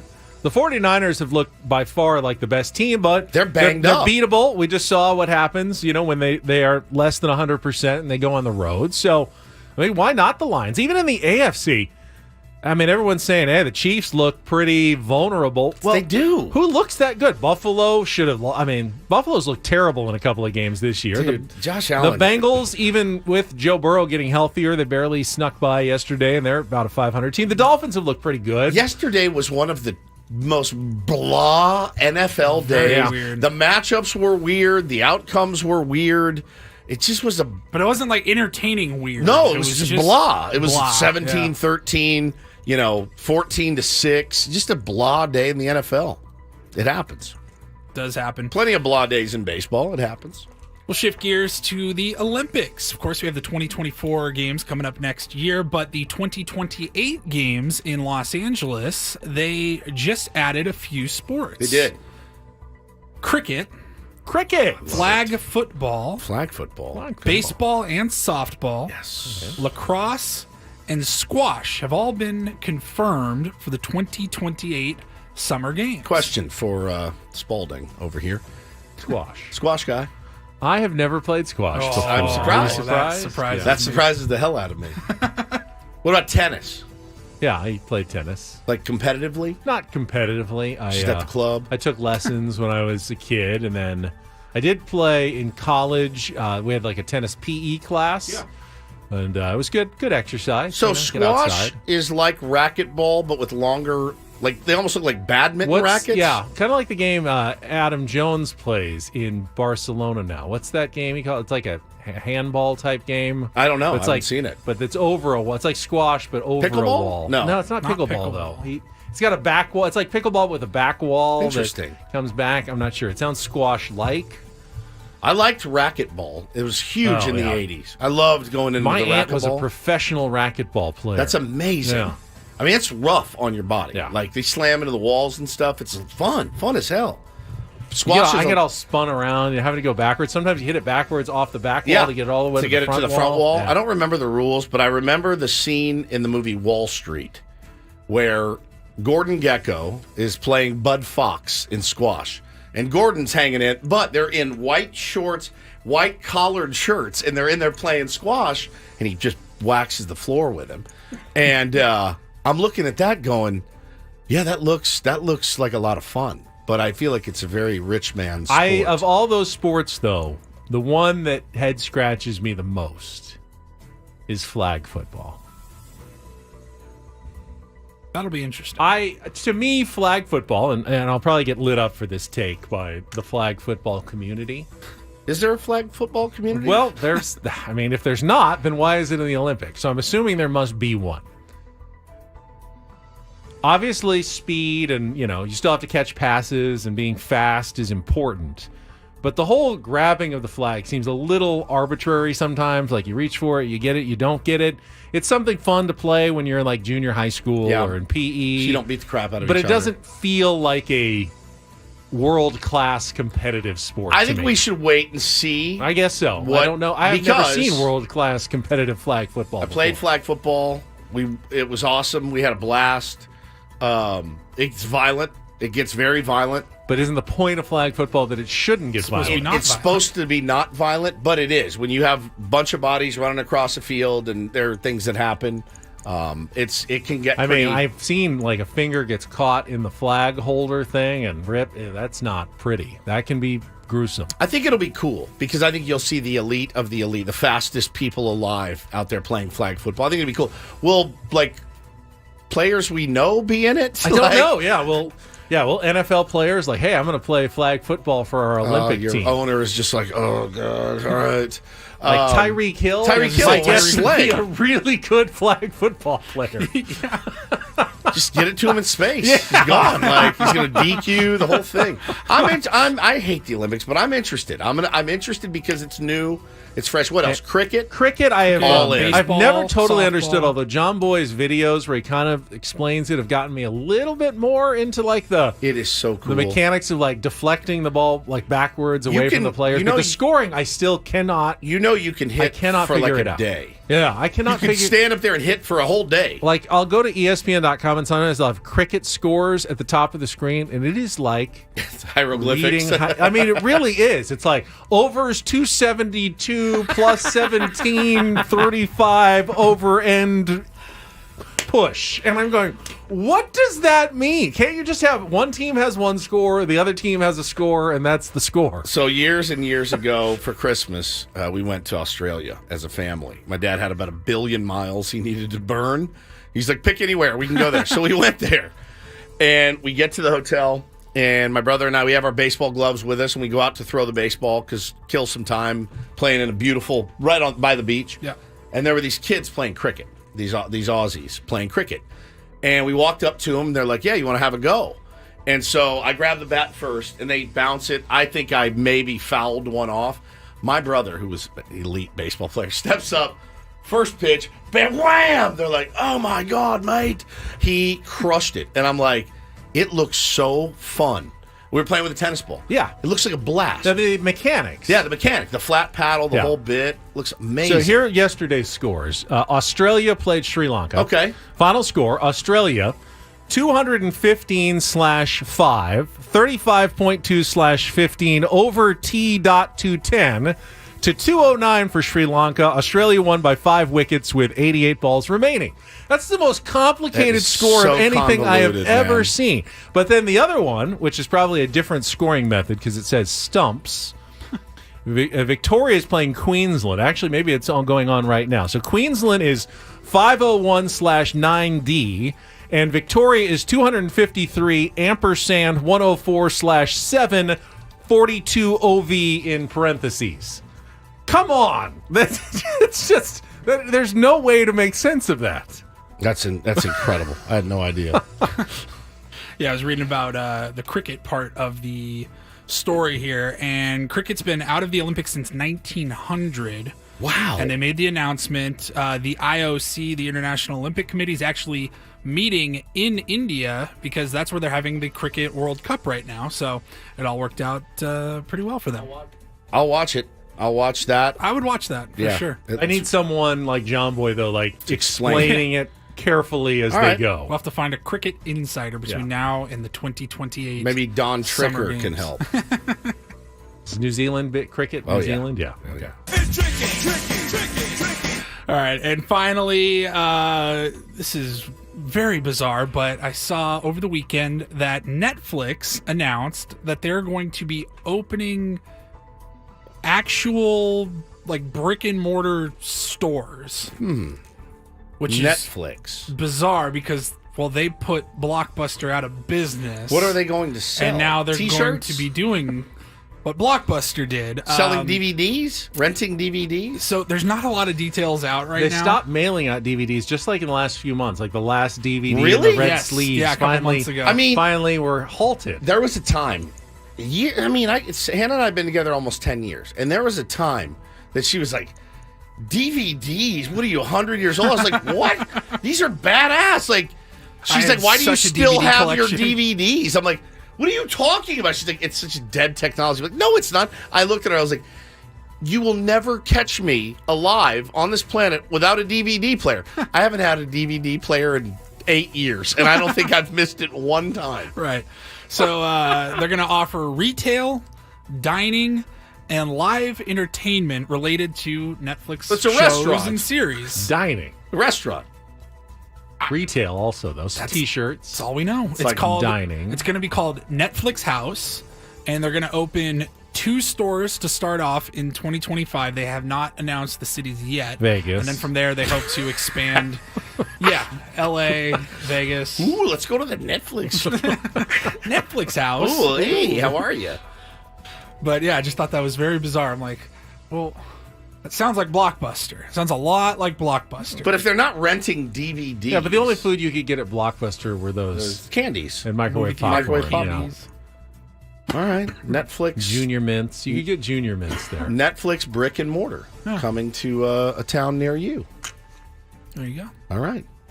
Thank you, Paul. Did I pay enough close attention on the Rindle Report? You did great. One of your best, actually. Thank you very much. Yeah, I appreciate one of it. your best. All right, shout out to her family when we come back. I think we have some more audio as well. So hang on. It's more Ben and Woods ahead after a check of traffic here on San Diego's #1 sports station, 97.3 The Fan.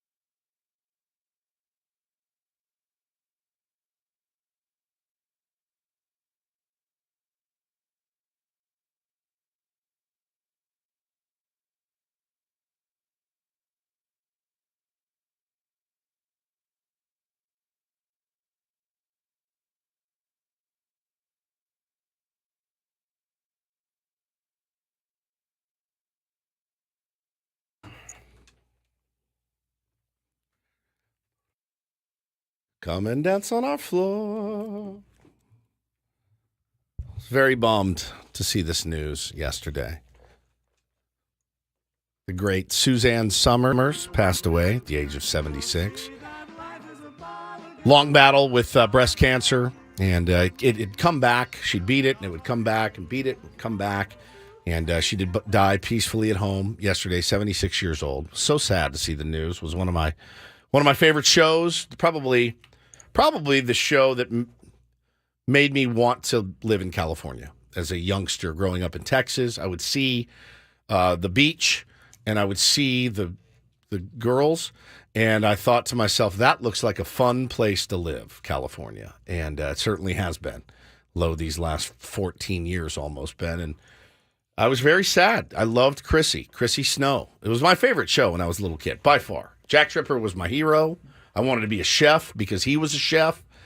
Jack, Janet, and Chrissy, played by Joyce DeWitt. Yep. And Chrissy Snow. Yeah, she was incredible in that role. And then she left the show after like 5 seasons, and then there was just Cindy, her sister, was there, and then there was Terry in the last couple of seasons. I loved them all. Well. I loved them all, but Chrissy was really the one that was amazing. Suzanne Summers was incredible in that role, and many other things since then. But yeah, as we do on this show, I like to honor people by shouting out to their families. Shout out to his family. Her family. Or her family. Yeah, or her family. His or her family. What was your experience with Three's Company as a kid?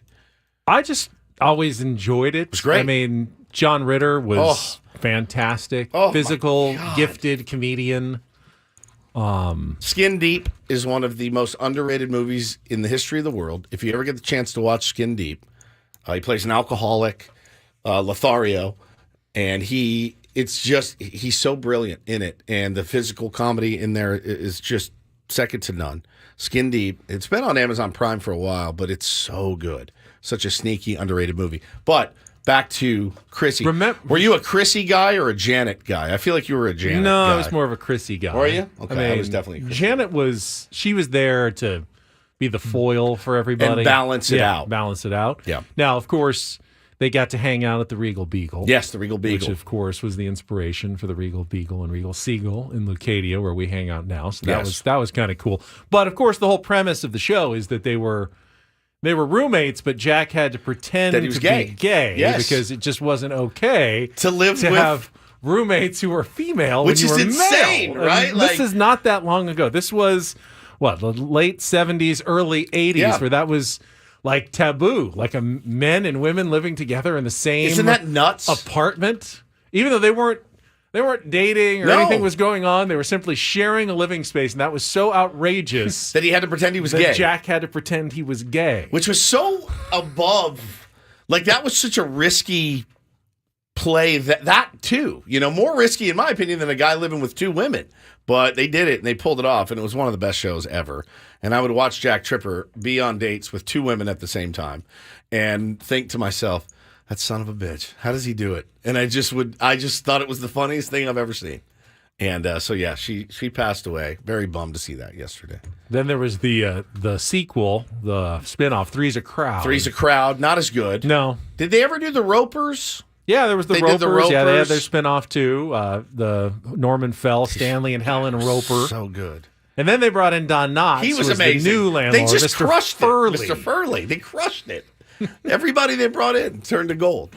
So rest in peace, sweet, sweet angel, Suzanne Summers. You can join 3-time Super Bowl champion Mark Schlereth on the Stinkin' Truth podcast. Oh, I get it. His nickname is Stink. So his podcast is called The Stinkin' Truth. A good nickname or a bad That's nickname? a bad nickname. Probably like Booger. bad. It's like the doo-doo. Like your nickname's Doo-Doo. You're like, all right. How'd you get that nickname? Well, I crapped my pants in 4th grade, and they've called me Doo-Doo ever since. Oh, look, guys, here comes Fart Higgins. Yeah, here he comes. Never good. Stinkin' Truth, an unfiltered look at the NFL. Follow Stinkin' Truth in the free Odyssey app or wherever you get your podcasts. Let's see. A little update from Jeff Passan here on the Kim Ng story. Miami Marlins wanted to hire a president of baseball operations over general manager Kim Ng, leading to her departure from the organization when Rach Ng declined comment, but sources said she would have been the number 2 after constructing a playoff team. So there you go. It is official from So Jeff it would Passan. be like the reverse if she came here. She would still be then the number 2 under Which AJ maybe Preller. she wouldn't be interested Right. in Maybe the job here because she's looking for one where she gets the final decision-making say. So she's out. That would mean New York's probably off the table because they got David Stearns. That's true too. So that'd be maybe like Boston a lateral. is Boston is the top choice now. It's possible by process of elimination. Then again, it's also possible that a better situation on a Already different arose. team might be, or maybe you could work under a president of baseball operations if it was the right person and the right job. Yeah, and maybe somebody that you're more aligned with, and maybe somebody with an owner that's more aligned. I think Steve Cohen is probably a pretty good owner to work for in that, I mean, he just did a press conference last week, came out and he goes, I have to fix the Mets. I have to. That's what I'm committed to doing. That's what you want to hear from your It's owner. also different when you're hired, you go in and you know where you stand and like, okay, I'll take the job. Here's what's expected. It's different when they hire someone above you all of a sudden. And that to me is definitely more of a red flag in that situation than necessarily maybe taking a job where there's someone. Because ultimately, in almost every job, you've got someone you're reporting to. Even if you're the top of baseball operations, you're reporting to an owner. To the owner. You're reporting to someone in the game. The owner has equity groups. The owner has all kinds of people he has to report to as well. So, you can take a job where you feel like if I'm working for a president of baseball operations, but they're really, they're letting me do my thing for the most part and just kind of doing some advising and, giving some direction, that's one thing. But just to have someone hired above you without having any idea who it's going to be, what the situation is going to be like, and you've got to make a decision. All right, I've got this option. I either take it or I don't take it.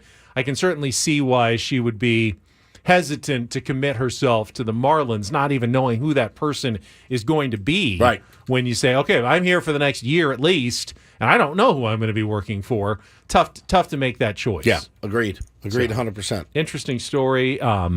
But she's now out there, and there are teams that are looking for general manager at this moment, and she's going to be a hot candidate considering what she did with the Marlins. We got, from Skip, nothing but good things. Yeah, very, to very say positive. About Kim Ng and working with her over this past year as the manager. Yeah, So- I can't blame her a bit, man. All right, we got one segment left here on Ben and Woods. Rip the phones, baby. Yeah, let's open the phone lines. 833-288-0973. My man Lenny in the chat has been wearing me out and wants to hear about one topic and one topic only. He asks me every day, when are you guys going to start talking about Shohei Ohtani to the Padres? And I said, what? Why would we talk about Shohei Ohtani to the Padres? Something happened over the weekend? I haven't heard a thing. They're still on the list of teams. When you see the odds makers say what Shohei's next team, they usually check They're in on the list? 5th or 6th on the list. They're not off the list of Shohei's next team. Would you rather have Juan Soto or Shohei Ohtani? Juan Soto. Juan Soto. But we'll talk about it. We'll come back. Last segment. Ben and Woods next on San Diego's #1 sports station, 97.3 The Fan.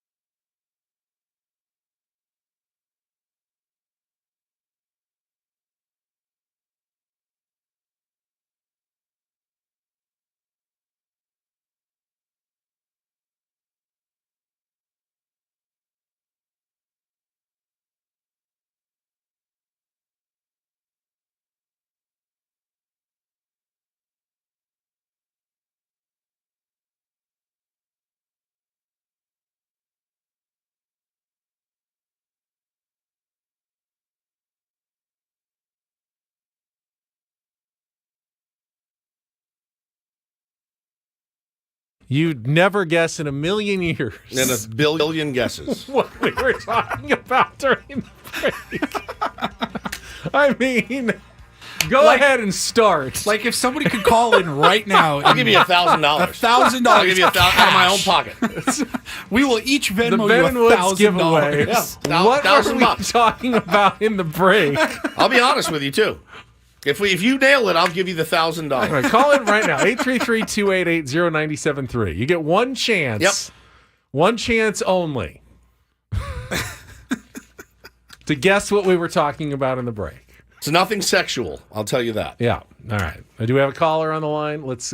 Steve's on the line. All right, Steve. What were we you get talking one about? guess right now. I don't think this is why you called win the in, but this is jackpot. why What we were got we you on talking the air. about during the break? All right, gents, good morning. Good morning.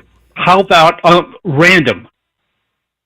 Mr. Roper doing the Tinkerbell bit. That would have made some sense That because would we have were made just some talking sense. about I Three's will Company. say, I got scared. I was like, what if he gets it? Good guess. No.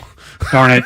It's a good guess though. Yeah. But yeah, Norman Fell looking at the camera, All right, doing the bit. the correct answer is we were talking about the Spice Girls. I have no And idea why. Trying to remember what all their names were, and it was born from me thinking that Ice Spice, who was the musical guest on Saturday Night Live, must have been one of the Spice Girls. Yeah, that broke off on her own. Yeah, Paul then pointed out, isn't it weird that she's like in her 20s? She's though, not 50. And all the It's Spice like, if Girls you've would be seen a 50. picture of her, And- you should do the math. and I Like, well, saw she's her not- standing there with Pete Davidson, and I never thought that Ice Spice must be one of the Spice Girls. He did. He thought she that. could be one of their children, actually, at Yes. this point. And then we were trying to remember hey, so who all the what Spice Girls were. there? And I was totally wrong Dopey, on almost all of them. sneezy, bashful. Cardamom and... No, there was There's Scary Spice. Scary Mel Spice. B. Yep. Sporty Spice. Okay. Baby Spice. Yeah. Ginger Spice. Ginger is actually I the liked her. only And spice Posh of the Spice. Spice Girls. That's true. Ginger is an actual spice That's you true. can put in things. Posh- the other ones Posh- don't make any sense. Posh married David Beckham. Okay. Victoria Beckham. Have you guys watched? Oh, she's Victoria Beckham. Yes. Have you watched the Beckham I've documentary? seen a I've seen clip. clips, yeah. Did you see the clip When when he embarrasses yes, her? when she says, What did I your grew up dad in a pick you working up It's in? my class. favorite bit. I grew up working class, and he She jumps in said, and yeah, goes, she goes, well, I grew up in the working class. And he sticks his head in from the other and goes, what did you say? Yeah, like opens the door. What'd you say? And she's like, what? You grew up in the what? be honest. Be honest. What did your father drive to work? You don't About- see about about lots of that different though. She cars. tries to explain. She's Yeah. like, no, you don't. He's No, like, no, no, no, no. Just tell me the car. What did he drive you to school in? Well, for a time he had a Rolls Royce. He's like, you're not working class then. I almost died. I was like, Hannah would have slit my throat. If we were doing a documentary and I'd called her out like that, she would have come in the next room and slit my throat and watched me bleed out. So he won't be joining us for the rest of this documentary. It was unbelievable. I don't know. I guess I know how we got on that topic, but who was your favorite? I like Posh and Ginger myself. I like Ginger, I think. Yeah, Posh Spice. Yeah, Victoria and Jerry Hollowell. Yeah. Yeah. Well, they were huge for a minute. Huge. What was their big hit? Tell you what I want. No, Whatever what I I really want. Yeah, is that the name of it? What I really Yeah. want. Yeah. It's good. If you jam. want to be If you wanna mine. That was a jam. Okay, What are we let's doing check here? traffic. And then speaking of Saturday Night Live, we got some audio. Yeah, you're Posh Spice of the show. That's I who am you I? are. You went to the races in a Rolls Royce. Perfect, yes. Yes, you're Posh Spice. Who am I? Baby Spice. No, I'm old. Now she is too. Who would I be? Scary Spice. Scary Spice? Yeah, probably. What's Polly? Polly's Baby Spice. Yeah, 100%. Perfect. All right, let's check traffic. Come back. A little more college football and Dion's appearance on Saturday Night Live as well coming up next here on 97.3 The Fan. From the 97.3 The Fan Traffic Center, here's Kelly Danick. Traffic is sponsored by Belmont Park's Fall Festival. Just a couple things wrapping up our morning drive. Watch out for a stalled vehicle blocking the left lane of the Massachusetts off-ramp eastbound King Freeway and an accident clearing stage on southbound 805 right before Murray Ridge. Everything's over to the right shoulder. Belmont Park's Fall Festival is going on now. Fun for kids and adults. Join us for iconic rides, a pumpkin patch, and seasonal beer on tap. And the very popular Glow Swim and Pumpkin Plunge is back and includes pumpkin decorating, fall crafts, and more. Fall activities are waiting for you at Belmont Park's Fall Fest. I'm Kelly Danick with Ben and Woods, San Diego's number one sports station, 97.3 The Fan. Speaking of jackpot giveaways, Woods, I have $1 for you if you can tell me who is now alone in first place in the Pac-12 in football. Washington. Incorrect. I get to keep my dollar. No, the USC Trojans are 4-0 in the Pac-12 and still alone in first place, son of a bitch. ahead of the Washington Huskies, who how are did 3-0. they do this weekend? I was in Vegas. They got their clocks cleaned, and when they play Washington, I expect the same thing to happen because the Huskies looked pretty good against the Oregon Ducks. Now, they on were Saturday. Undefeated, right? They are still undefeated. No. Oh, USC. the Trojans were undefeated, But they're not now. no. Who lost. beat them? The Notre Dame Fighting Irish. No kidding, because I was the told 2-loss Fighting Irish. 2 losses to ranked teams. Right. Yeah, one Ohio State, the other one Louisville, and USC now has 1 loss to a ranked team. Mm-hmm. Who else have they played? No one. They're gonna lose 3 They still games. have Washington coming up. They got Oregon coming up.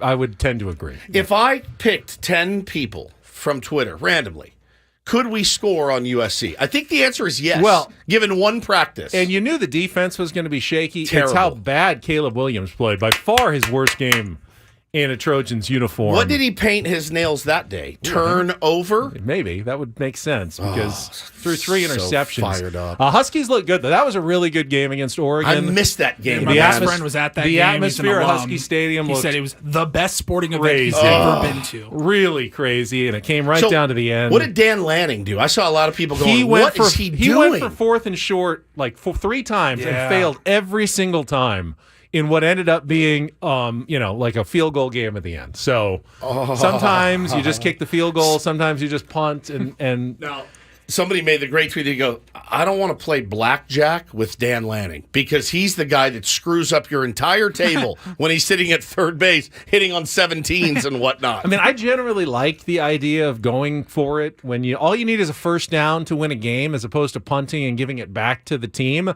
But we saw it on Sunday Night Football last night as well. You know, they threw on 3rd down when they could have kept the clock going, forced a timeout when Buffalo played the Giants. But you see that. You're at midfield. You got 4th and 5. Is it smarter to punt and pin a team back like at the 20 and make them go all the way down the field in a minute? Or is it smarter to try to get 5 yards on one play, risk giving them better field position? I always feel like you punt, and then 2 plays later, they're right back where you could have had them, and you didn't even take your chance at winning the game. So I understand that strategy. I feel like it's the better way to go is to be aggressive on 4th down and try to end the game with the ball in your hand as opposed to making plays on defense over and over again. It's tough, man, and the way they didn't work out for Oregon. The way they call games now, too, like you said, they could be right back where you were in 2 plays. I mean, and as hard as it is to play defense in college and in the pros right now, teams can pick up big chunks of yardage. Teams that have good quarterbacks like Washington does.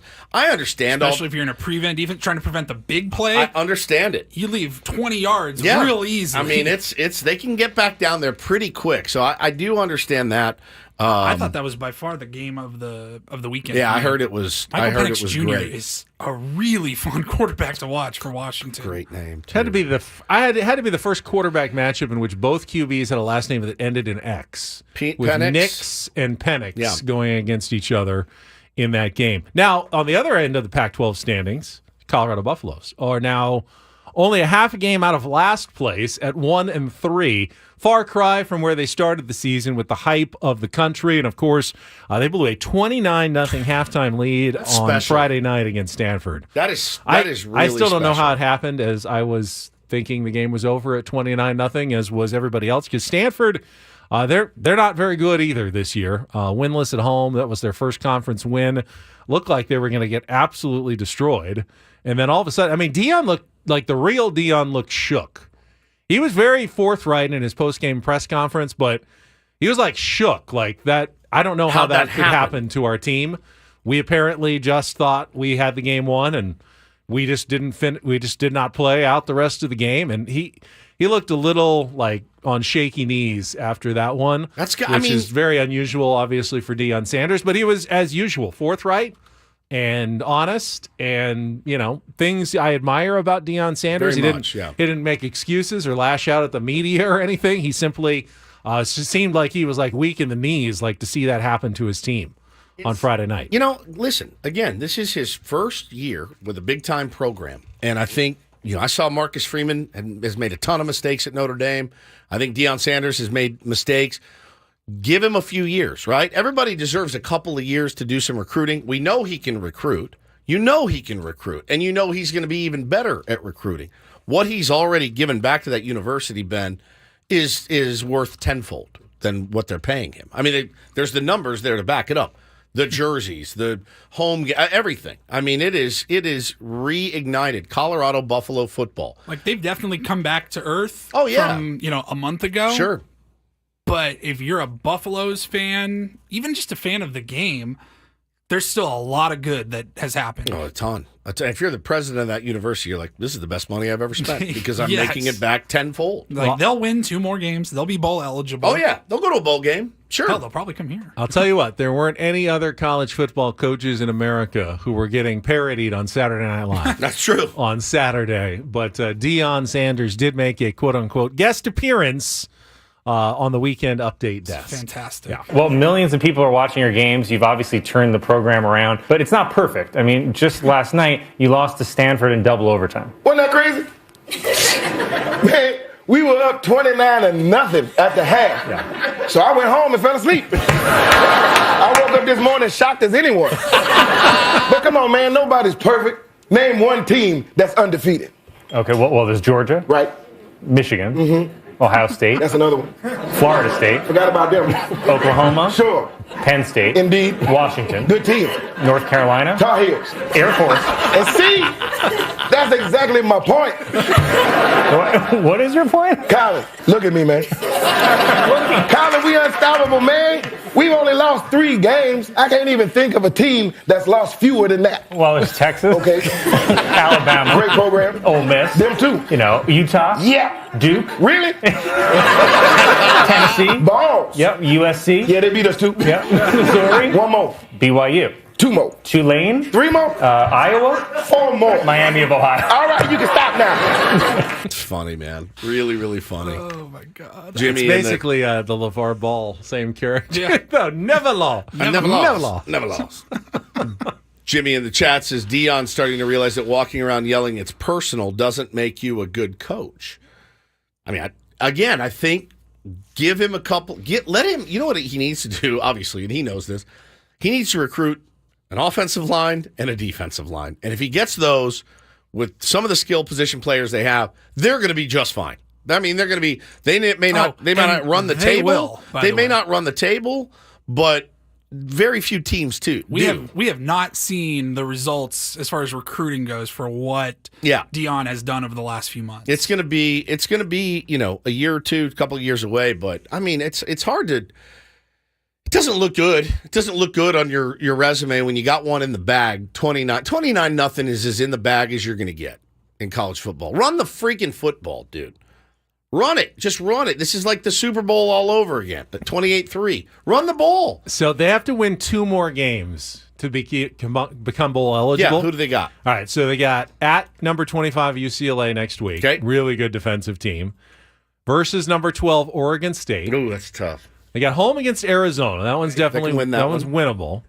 At Washington State. Tough place to play. And then at number 14 Utah. Maybe they don't. They're going to be underdogs in all 4 except of their for last Arizona. 5 games. Yeah. So they could, if they could not even make a bowl game at the end of the season. I mean, and again, though, you're talking about a team that won how many games last year? One game. So if he wins 5-6 games, you've sextupled the win total from last year. The thing I've been impressed by him is it's because it is more. And I know it's easy to say, oh, he just walks around and screams. It's personal. Did you guys see the speech he gave to his kids last week about what they do after? What are you going to do after college? Like, what's your plan? Do you have a plan? Bro, I watched this. I had tears in my eyes. I legitimately did. And I thought to myself, is he brash? Sure. Is he arrogant? Yeah, absolutely. Does he care? Yes. The answer is unequivocally yes. And he is teaching these kids, Ben, about how to become men and how to plan for their future. This isn't it. A lot of you guys aren't going to the next level. You're not. What is your plan? And I thought, man, that's an educator and a coach right there. Yeah, man, they're flashy as hell. I love it. I think it's great. I think it's so fun for college football. He's certainly no shortage of conversation to have about him. But if you're just judging a guy off wins and losses, okay, that's fine. I mean, that's why they're in that game. But he's going to need a couple of years to build a solid foundation. Last couple of minutes before we wrap it up, I want to talk about some impressive women over the weekend. First of all, we mentioned it earlier. San Diego Wave, who won and clinched the NWSL Shield. Tough to do. Second season from an expansion team. They make the playoffs their first year. Now they're the number one team in the league and going into the playoffs. Alex Morgan scored another goal. They've got Jaden Shaw, their teen sensation. But what really impresses me is how they have captured San Diego. They had over 30,000 at Snapdragon Stadium for their game. I mean, yesterday. That's impressive to see them fill that place up. Where San Diego State football has had trouble doing it, the Wave have really. Yeah. I mean, they're essentially by average attendance, they're second to the Padres right now in this town. Do they have canopies during Wave games? No canopies. So. Nope. But what? I mean, when you think about it, the Padres averaged about 38,000, and I think the Wave are averaging over 20,000. I get San Diego State basketball is popular and sold out, but they're playing inside in 12,000 seat Viejas Arena, so they can't possibly match what the Wave are doing right now. So really, really impressive there. And then I was captivated on Friday by Lexi Thompson at the Shriners Children's Open in golf. Yes. So what was the impetus behind saying, okay, you can play in this? Was it to get attention? She was a sponsor's invite, and they thought, hey, this will probably bring some eyeballs to our tournament. I don't think a lot of people thought she really could compete. Now, she's one of the longest hitters on the LPGA Tour, but they just figured playing from the back tees with the guys, she's probably going to finish dead last or, near the bottom of the pack. And after the first round, she was one over? She was, I think, two over. But then she came back, and she played so well on the second day. She was 4 under at one point in the second round, and she was on the right side of the cut line for a while. Last 9 holes, she made a couple of bogeys on really long par threes. Those seem to be kind of the bugaboo, like a 225-yard par 3, and she made a couple of bogeys there. And she had a birdie putt at the end that would have put her on the right side of the cut line. It moved later. She ended up missing it by a couple of shots, but she beat like 20 or 30 guys in the tournament and really showed off well in that and showed that women's golf at the top levels is not as far behind the men's game as some people think it is. It's very impressive. I do laugh and I know guys that are, 2s and 3s, and they think that they could hang with LPGA pros. And I'm like, you're an idiot. There's no way. The worst LPGA professional golfer would absolutely destroy a 2 handicap. Correct. Destroy. Correct. And it wouldn't be particularly close. She would bury you. No. And probably outdrive you on a lot of the holes, too. Yeah. And be a hell of a lot more accurate than you as well. It's that's amazing for her, man. She was bombing it too.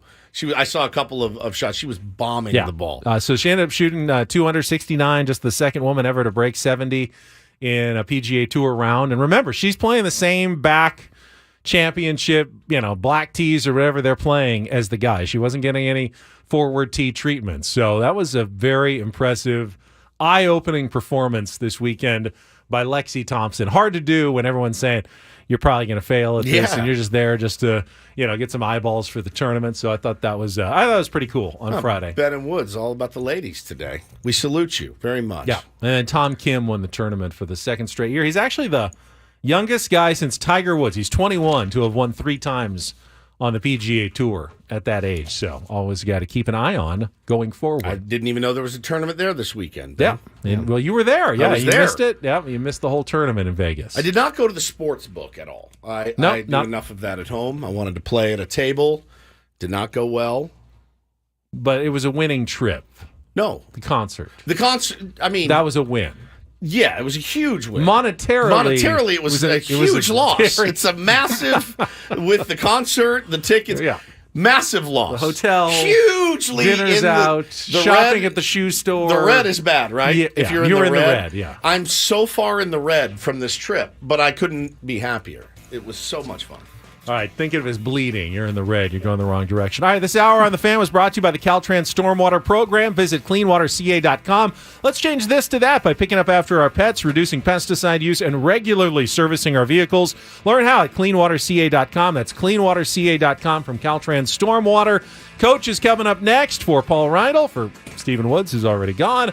I'm Ben Higgins. Have a great rest of your Monday from all of us here at 97.3 The Fan. So long.